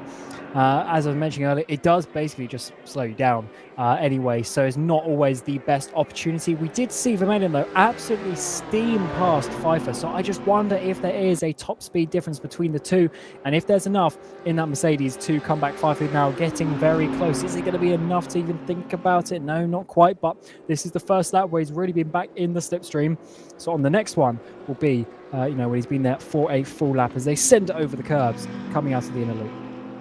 Yeah, absolutely. Vermeulen will be starting to feel the pressure, and that is the thing. As soon as Vermeulen starts, in a sense, looking over his shoulder, looking in his rearview mirror, looking back at that Mercedes of Pfeiffer, who is right behind him, that's then when the pressure starts to creep in, and that's when Pfeiffer can really stay in touch, is when Vermeulen is potentially defending thin air of such. There was no way Pfeiffer was close enough for a move down in towards turn one, but yet still Vermeulen broke the toe and allowed Pfeiffer into his head. We look back for the battle for P3 between Marvin Mackenberg and now Meyer just behind in that BMW. So still a lot to decide: the win, the championship, and the podium places. And well, not a lot of time left to decide it, but just look at how much closer that Mercedes is to that Audi now.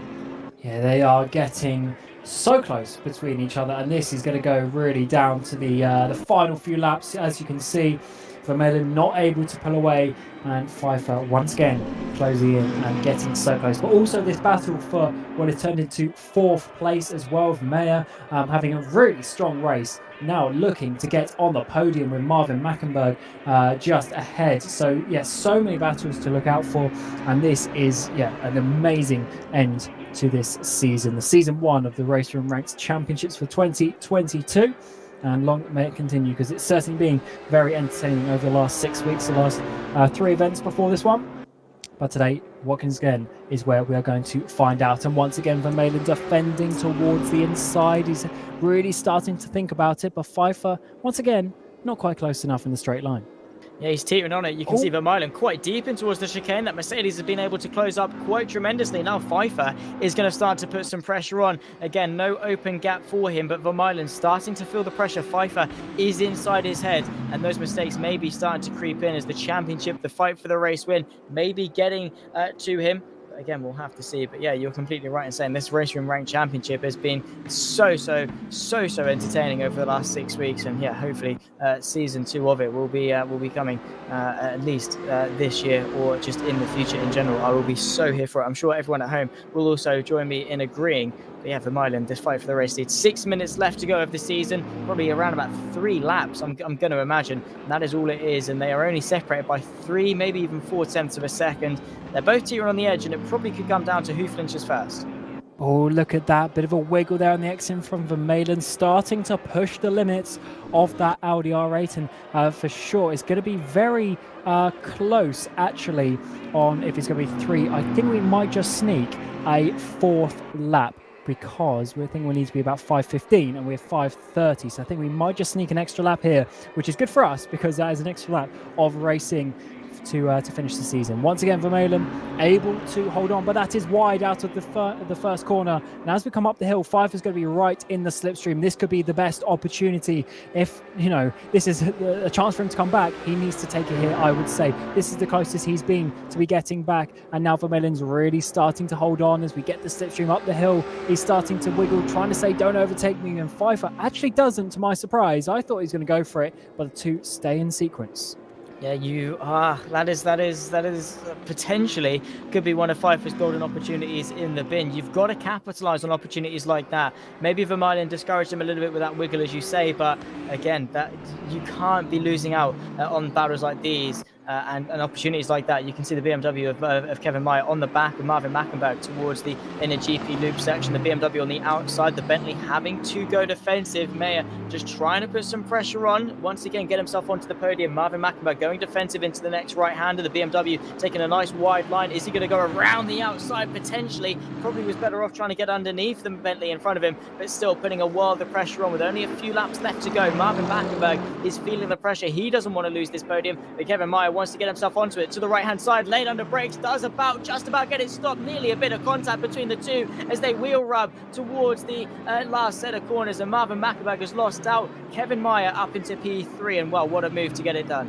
And we've seen so many forceful moves over the course of this event, really, in the 3 divisions, and that was another one there. Definitely contact between the two on the exit, but nothing that we haven't seen. As Pfeiffer gets a massive run on the exit of the final corner. Vermeulen defending side by side in the braking zone between the two. Pfeiffer's still trying to hold this around the outside, and this with just a couple of laps to go for the race victory. Vermeulen still holding on there. The Belgian driver somehow in the lead as we come up the hill, and now Pfeiffer needs to be able to get the run, but has he lost the momentum there through going side by side? But certainly Vermeulen having a bit of an issue at the final corner and losing some speed. But as we come towards the end of the loop, once again Pfeiffer definitely, I would say, is down on top speed, because he can never just quite get close enough on the straight line to have a move.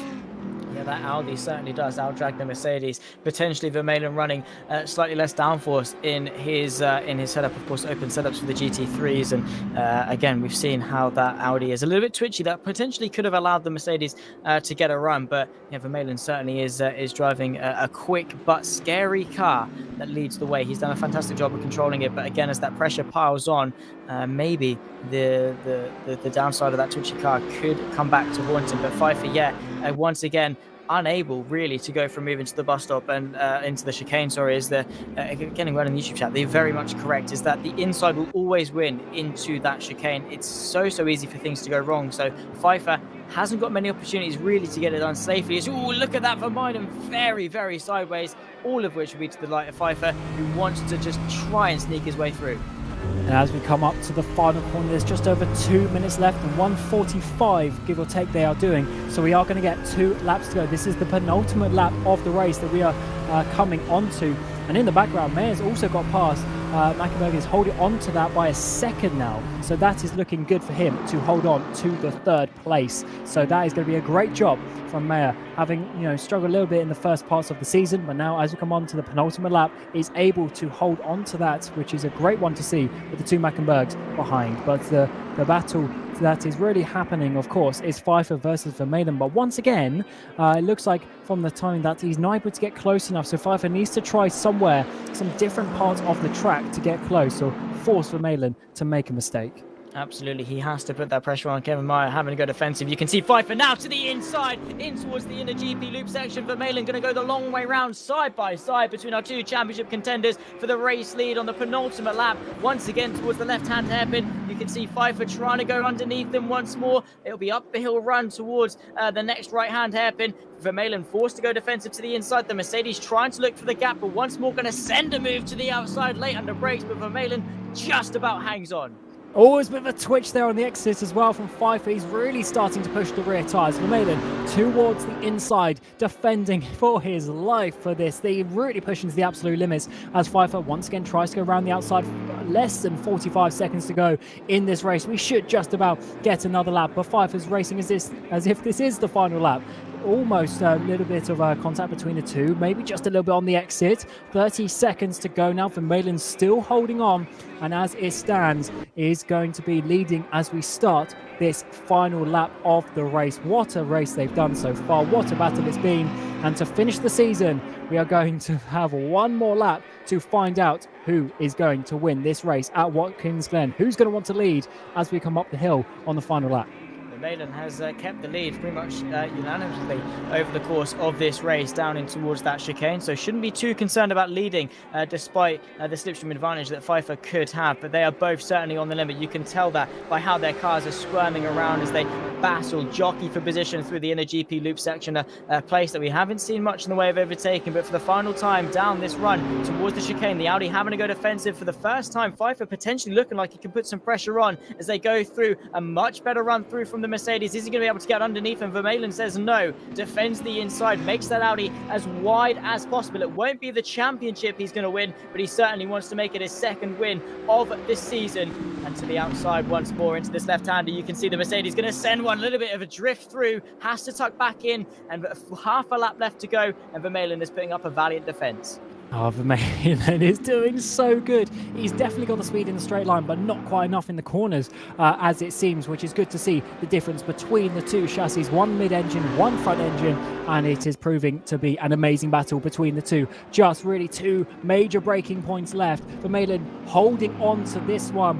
He's obviously had a great race back in Spa, but unable to continue that in Zandvoort 2 weeks ago. But let's see how this one works out with just a couple of corners to go. It looks like it's going to be Pfeiffer for the championship, but 2 corners to go to find out who is going to win this race. There's also Georg Ortner trying to get past all sorts of cars ahead of him. Stratermans as well as Wheat for the top 6, but out of the final corner it's going to be Axel Vermeulen. He holds on to the victory here, but it will be Pfeiffer to take the championship. There will not be enough points for Vermeulen to overcome that. So well done to the German of Pfeiffer here to win the GT3 Pro Series in Season 1 of the RaceRoom Ranked Championship for 2022. Kevin Mayer comes across the line in 3rd place, followed by the Mecklenburg brothers, Marvin, then Sven, and it looks like, is that going to be quicked out to the final corner? Yes, it is, with Stratermans holding on to 7th place, and Georg Ortner with 8th place, I think, will get enough points to get 3rd place in the championship. An outsider throughout, but managing to get himself a trophy. As we've seen the final few drivers now come across the line, and once again, Zach, that was an amazing evening of racing. The GT3 race gave us everything as well.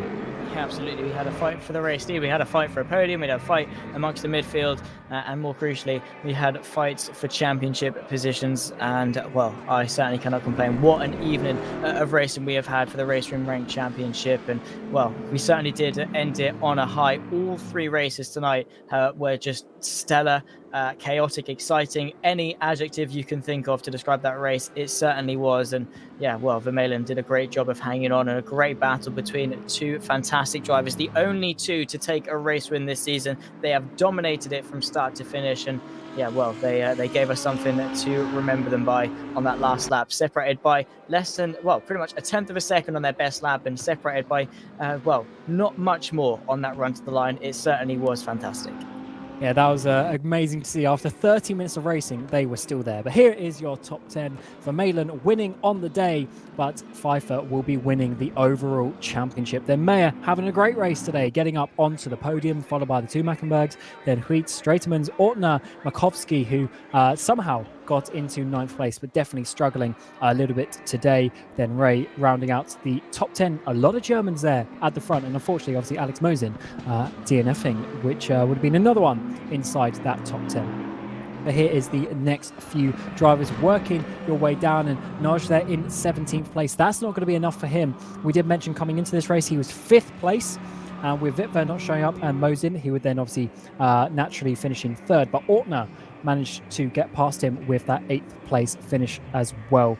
And then obviously on the final page, you'll be able to see the likes of Mosin having a not the race that he would have wanted. He would have been able to get that 3rd place in the championship, and unfortunately finishing 24th and a DNF. And then Kedu there ended up actually getting a disqualification, but he had a couple of incidents this race, and I'm sure he'll want to come back better for season 2. Absolutely, and fingers crossed that season 2 can come sooner rather than later, because yeah, what a season of racing it was. And luckily for me, I managed to get myself within on the final round, which is was probably up there as one of the most exciting pieces of racing we had. And look at the venues we went to, look at the races we had, and Watkins Glen certainly was a spectacle to remember. Nürburgring, Spa, Zandvoort, Watkins Glen, 4 of some of the world's most memorable, most exciting, and most prestigious tracks. And yeah, these guys delivered on each and every occasion.